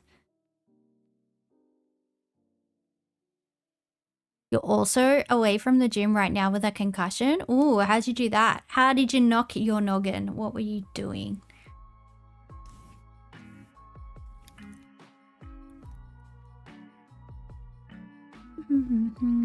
We should start a borderline personality disorder support group. You got kicked in the head? Dude, what were you doing? Were you playing footy or something? Please tell me that's how it happened. In a gym, not the street. Okay. That's okay. That's I mean, it's not good, but it's better than some random person. You do Muay Thai? Okay. That's okay. I thought like some random asshole just like attacked you. I was worried. Okay, that's all right. I mean, it's not good, but it's better than...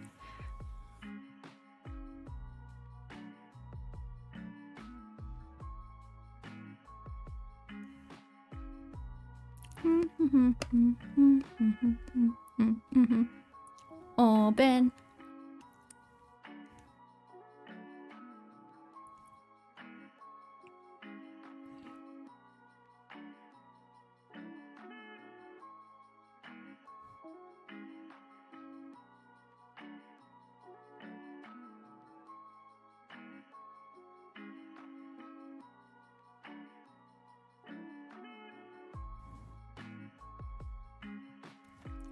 Aw, they're bonding. It's cute.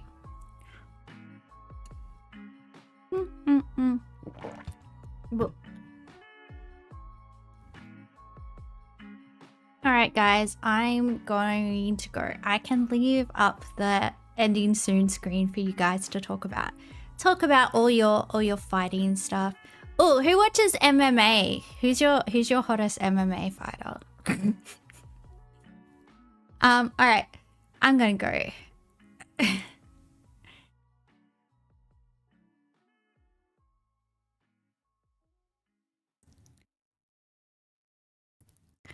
Alright guys, bye.